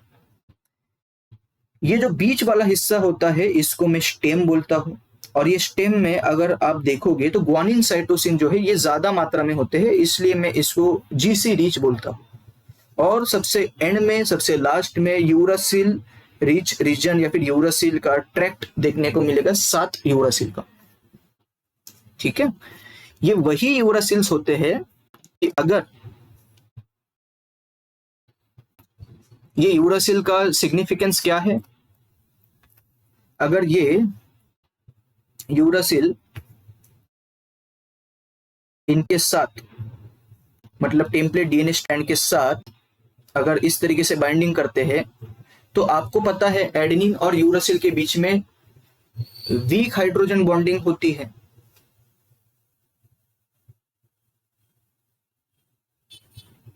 ठीक है, ये पता है आपको। इसके वजह से दो चीजें होती है। पहले तो इस तरीके का स्ट्रक्चर बन गया भाई, बहुत ही डरावना स्ट्रक्चर दिख रहा है आपको आरएनए का। अगर ये आपस में बेस पेयरिंग कर जाएंगे तो जाहिर सी बात है ये नीचे गिर जाएगा, आरएनए पॉलीमरेज से तुरंत नीचे गिर जाएगा। इस तरीके का अगर स्ट्रक्चर बनता है आरएनए का और ऊपर से लास्ट में यूरासिल भी है तो टेम्पलेट डीएनए स्ट्रैंड के साथ यूरासिल तो वीक बेस पेयरिंग करता है, तो वो तो ऐसे भी टूटने वाला है। ऊपर से इतना बल्कि स्ट्रक्चर बन रहा है आरएनए का, सेल्फ बॉन्डिंग यहाँ पे देखने को मिल रहा है, हाइड्रोजन बॉन्डिंग। तो भाई फिर ये दो रीजन से, due to the formation of hairpin loop like structure of RNA and due to the adenine of template DNA pairing weakly with uracil of RNA, आपका ये आरएनए पॉलीमरेज से निकल जाएगा और टर्मिनेशन के बाद आपका आरएनए पॉलीमरेज भी वहां से निकल जाएगा। तो RNA separate, RNA polymerase separate और आपका जो डबल स्ट्रैंडेड डीएनए था वो वापस से डुप्लेक्स बना लेगा। ठीक है, ये था आपका इंट्रिंसिक टर्मिनेशन। समझ में आपको? अभी हम बात करेंगे रो डिपेंडेंट टर्मिनेशन के बारे में। नाम से ही पता चल रहा है कि भाई रो पे डिपेंडेंट है, मतलब रो प्रोटीन के ऊपर ये डिपेंड करेगा। रो प्रोटीन सबसे पहले आपको ये रटना है कि ये 275 किलो डाल्टन का हेक्सेमर है, आइडेंटिकल सब यूनिट का, मतलब 6 के 6 सब यूनिट इसके सेम है। Alpha alpha alpha alpha alpha alpha ऐसे 6 हो सकते हैं, या फिर बीटा के हो सकते हैं, या फिर गैमा के हो सकते हैं, या फिर ओमेगा के हो सकते हैं। तो ऐसा प्रोटीन जिसके 6 सब यूनिट्स सारे के सारे सेम है, या तो सारे अल्फा, या तो सारे बीटा, या तो सारे गैमा, या तो सारे डेल्टा, इस तरीके के प्रोटीन को हम बोलेंगे होमोहेक्सेमर। ठीक है, इसका वेट है 275 किलो डाल्टन। तो अगर मैं इसको डाल्टन में कन्वर्ट करूं तो इसको मैं 1000 से मल्टीप्लाई करूंगा, this is nothing but 2,75,000 delta. ये ATP dependent RNA stimulated helicase है, इसको फंक्शन करने के लिए एटीपी की जरूरत पड़ती है और ये इसके पास हेलिकेस एक्टिविटी भी होती है। ठीक है, आरएनए पे आपका रो प्रोटीन बाइंड करता है रूट साइड पे और ट्रांसलोकेट करता है along RNA in 5 prime to 3 prime direction by using ATP driven by ATP hydrolysis until it reaches RNA DNA hybrid and then uses its helicase activity. It will release RNA from DNA. सब समझेंगे, tension मत लो। Again शानदार सा diagram draw किया हुआ है आपके लिए, ये खुद से मैंने डिजाइन किया हुआ है। तो टर्मिनेशन या टर्मिनेटर रीजन है, ये जो लेबल किया हुआ है इतना, ये पूरा का पूरा क्या है? टर्मिनेटर रीजन है। लेकिन ये टर्मिनेटर रीजन ऐसा है कि जिसके अंदर इंट्रिंसिक टर्मिनेटर नहीं है, इसके अंदर एक कुछ ऐसा हिस्सा आ गया कि जो एनकोड करता है भाई रो प्रोटीन को। इंट्रिंसिक टर्मिनेटर वाला हिस्सा नहीं है इसके अंदर कुछ अलग ही हिस्सा है। तो दो तरीके के टर्मिनेटर रीजन पॉसिबल है। एक टर्मिनेटर रीजन ऐसा पॉसिबल है कि जिसके अंदर इंट्रिंसिक टर्मिनेटर वाला सीक्वेंस होगा, या फिर दूसरा टर्मिनेटर रीजन ऐसा हो सकता है कि जिसके अंदर डीएनए का कुछ सीक्वेंस ऐसा होगा कि जो रो प्रोटीन को बनाए। ये तो वही बात हो गई कि भाई ये रो प्रोटीन वाला जीन होगा, थोड़ा सा प्रेजेंट पार्ट होगा, फिर यहां से रो प्रोटीन का एमआरएनए बनेगा, फिर रो प्रोटीन के एमआरएनए से ट्रांसलेशन होगा और रो प्रोटीन बनेगा। तो रो प्रोटीन के लिए बनने वाला जो सीक्वेंस होगा वो कहां पे प्रेजेंट है? आरएनए के अंदर है या डीएनए के अंदर है? डीएनए के अंदर। तो यहां से भी क्वेश्चन पूछे गए कि रो प्रोटीन बनने के लिए जो सीक्वेंस लगता है वो किसके अंदर प्रेजेंट है? आरएनए के अंदर है या डीएनए के अंदर है? तो वो सीक्वेंस होता है डीएनए के अंदर। फिर यहां से इसके ट्रांसक्रिप्शन से रो एमआरएनए बनेगा, फिर रो प्रोटीन बनेगा। रो प्रोटीन बनने के बाद अभी बना है तो कहीं ना कहीं बाइंड करेगा, तो इसका बाइंडिंग साइट कहां पे होता है? आरएनए पे। ठीक है, तो रो प्रोटीन यहाँ पे आप देख सकते हो कुछ हेक्सेमर मैंने बना रखा है, 1 2 3 4 5 6 सब यूनिट्स का ये हेक्सेमर होगा। ये रो प्रोटीन आरएनए पे बाइंड करता है, कहां पे? उसके खुद के साइट पे।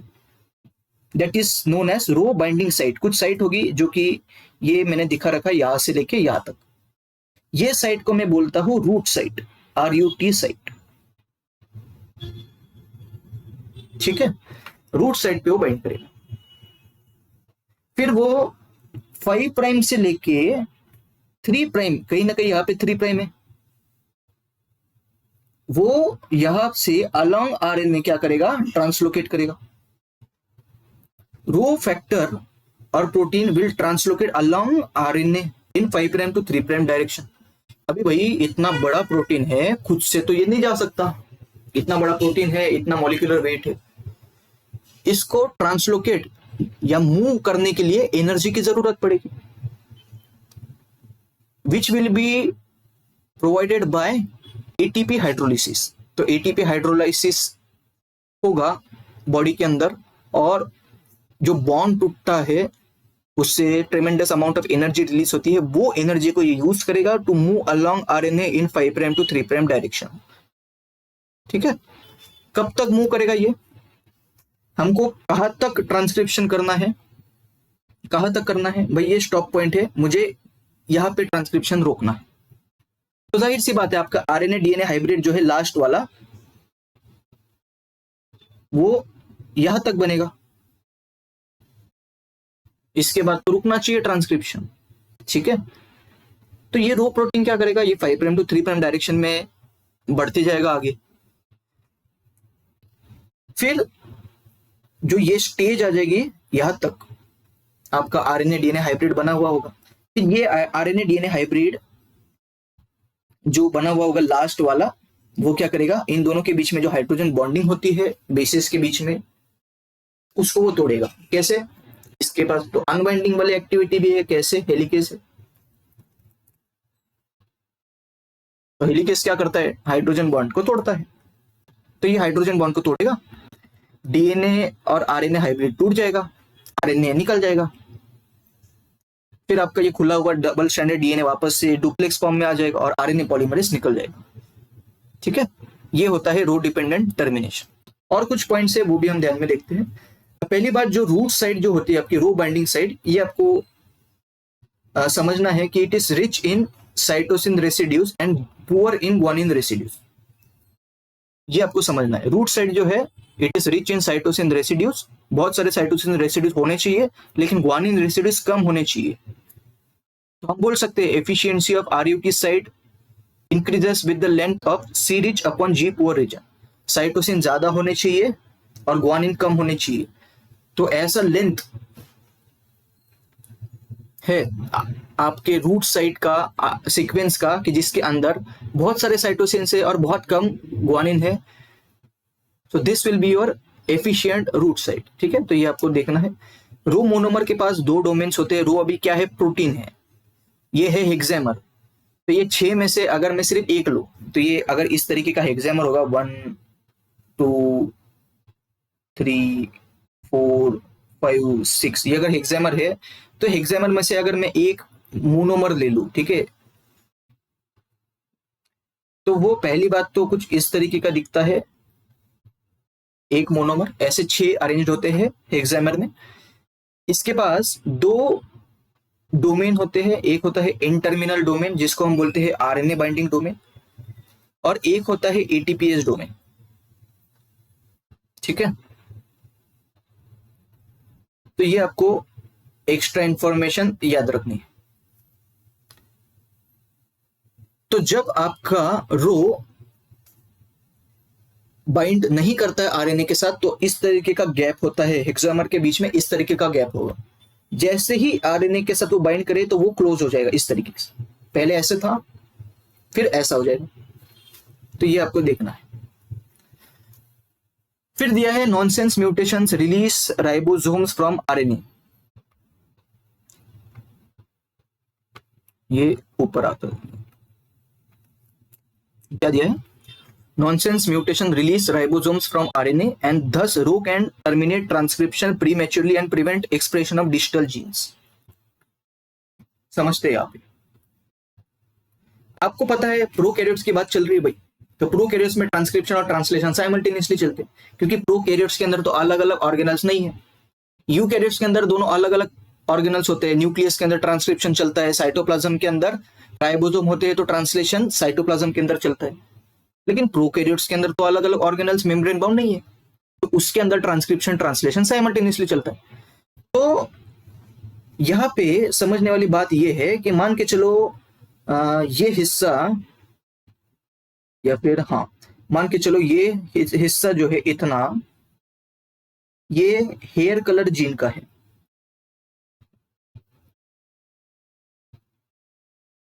ठीक है, और ये इतना हिस्सा आपका डायबिटीज वाले जीन का है, ठीक है। रेफरेंस पॉइंट के जो नजदीक वाली जीन होगी उसको मैं बोलता हूं प्रॉक्सिमल जीन, और जो दूर वाली होगी उसको मैं बोलूंगा डिस्टल जीन। रेफरेंस पॉइंट है यहाँ पे आपका आरएनए पॉलीमरेज। आरएनए पॉलीमरेज का जो सबसे नजदीक वाला जीन है अभी के लिए वो है आपका डायबिटीज जीन, तो इसको मैं बोलूंगा proximal gene.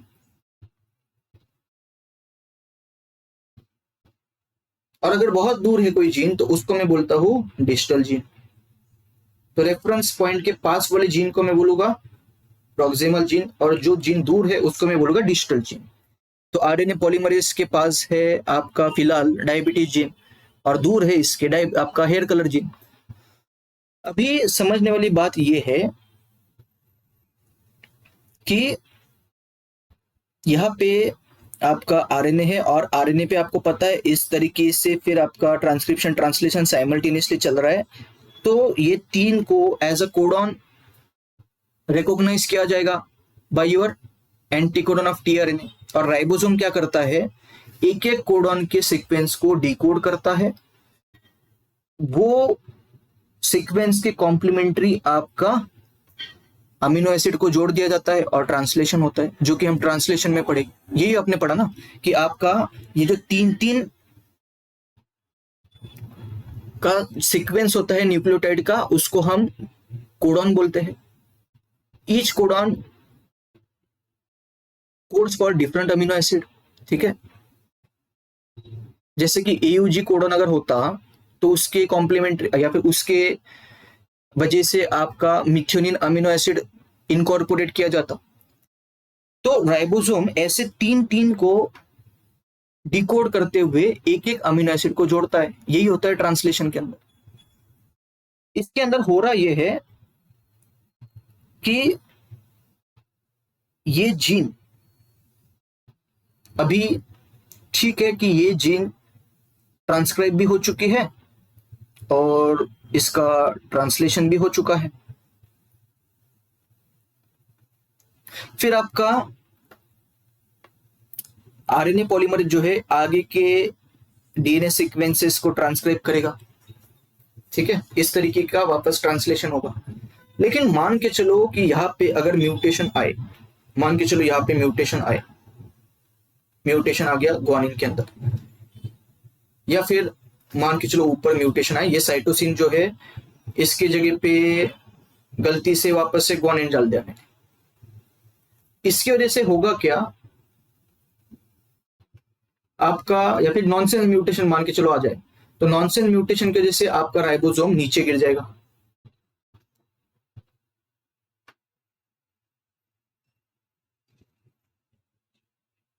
Ribosome dissociates, nonsense mutation की वजह से राइबोसोम नीचे गिर गया, और ये तो बहुत स्पीड में है, ठीक है। जब तक राइबोसोम था तब तक ये हमेशा राइबोसोम के पीछे था। जैसे ही राइबोसोम निकल गया, अभी इसको रोकने वाला कोई नहीं है। राइबोसोम हेयर कलर जीन पे पहुंचने से पहले ही, या फिर इसका ट्रांसक्रिप्शन होने से पहले ही आपका रो प्रोटीन यहां पे अगर पहुंच जाए तो फिर आपका आरएनए वो निकाल देगा ट्रांसक्रिप्शन होने से पहले ही। अगर वो हुआ तो फिर आपका ना ही ट्रांसलेशन होगा, ना ही हेयर कलर का प्रोटीन बनेगा। तो ये बात समझने वाली है कि नॉनसेंस म्यूटेशन की वजह से आपका राइबोसोम नीचे गिरता है, जिसकी वजह से अभी जो पीछे वाला रो प्रोटीन है वो तेजी से आगे बढ़ जाएगा, उसको आगे रोकने वाला कोई नहीं है।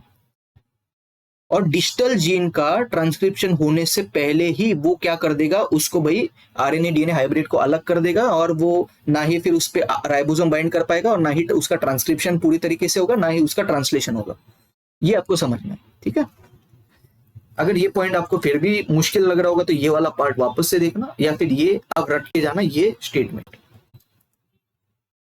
फिर ऐसा ना हो इसलिए कुछ मैकेनिज्म्स भी है इसके अंदर। फॉर एग्जांपल अगर हम आरएनए ट्रांसक्रिप्ट्स के बारे में बात करें और इसके अंदर अगर इस तरीके का प्रीमैच्योर टर्मिनेशन ट्रांसक्रिप्शन का रोकना है, तो देखने को मिला है कि कुछ प्रोटीन्स होते हैं जो ये रूट साइड पे बाइंड करते हैं in leader region of both 16S and 23S RNA transcript.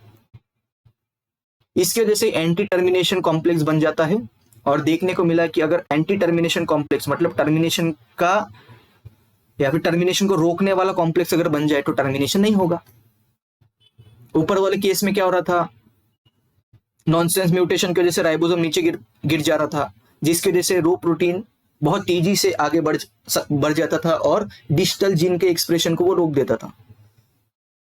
ऐसे प्रीमैच्योर टर्मिनेशन को प्रिवेंट करने के लिए आरएनए ट्रांसक्रिप्ट्स के अंदर कुछ खासियत है, दैट इज कुछ प्रोटीन्स रूट साइड पे बाइंड कर जाते हैं in leader region, specially in 16S and 23S RNA transcript, और एंटी टर्मिनेशन कॉम्प्लेक्स बना लेते हैं। इससे कुछ भी हो जाए लेकिन प्रीमैच्योर टर्मिनेशन नहीं होगा, ठीक है, ये आपको ध्यान में रखना। एक जीन है RPOB, देखने को मिला है कि इसका रोल है ट्रांसक्रिप्शन को रोकना, ट्रांसक्रिप्शन को रोकना, टर्मिनेशन ऑफ ट्रांसक्रिप्शन के लिए ये इंपॉर्टेंट है। तो अगर इसके अंदर म्यूटेशन आए तो क्या होगा, ट्रांसक्रिप्शन टर्मिनेशन जो हो रहा था वो कम होगा या फिर नहीं होगा, ठीक है। So mutation in RPOB gene can prevent transcription termination या फिर reduce transcription termination at rho dependent site. तो rho dependent site this is nothing but, अभी ये स्टॉप पॉइंट अगर हमने बोला है तो ये रो डिपेंडेंट टर्मिनेशन साइट हो जाएगी, रो डिपेंडेंट टर्मिनेशन साइट। क्लियर है? तो ये था आपका ट्रांसक्रिप्शन टर्मिनेशन। तो ये सारे के सारे स्टेप्स हमने बहुत ही ज्यादा एक्स्ट्रा सिंप्लीफाइड वे में समझे, मेरे खुद के डायग्राम से इसके अंदर। तो टोटल कंटेंट बनाने के लिए मुझे 8 घंटे लगे, इसमें डायग्राम्स ने ही मेरा 4 घंटा ले लिया, ठीक है। तो बहुत ही हार्डवर्क से मैंने ये कंटेंट बनाया है आपके लिए, क्योंकि बहुत सारे बच्चों को यूकैरियोटिक ट्रांसक्रिप्शन समझ में आ रहा था लेकिन प्रोकैरियोट्स में वो गड़बड़ कर रहे थे, क्योंकि जो स्टेप्स है रेफरेंस बुक में वो आगे और पीछे दे रखे, कोई एक फर्स्ट पेज पे है तो कोई लास्ट पेज पे है तो कोई बीच में है। तो आपको टेंशन नहीं लेना है, यही से क्वेश्चंस आएंगे और यही कंटेंट से अभी तक तो क्वेश्चन आए हैं, इसके बाहर मुझे एक भी क्वेश्चन देखने को नहीं मिला प्रोकैरियोटिक ट्रांसक्रिप्शन का। तो ये कंटेंट आप रेफर करके जा सकते हैं। इसी तरीके से हम मॉलिक्यूलर बायोलॉजी का लेक्चर सीरीज कंटिन्यू रखेंगे। मुझे सिर्फ आपका सपोर्ट चाहिए होगा, आपको सिर्फ लाइक करना है, वीडियो को शेयर करना है और सब्सक्राइब भी कर लेना, ताकि आपको इस तरीके के वीडियो लेक्चर्स से हेल्प मिलती रहे, ठीक है। So thanks for watching. See you in the next lecture.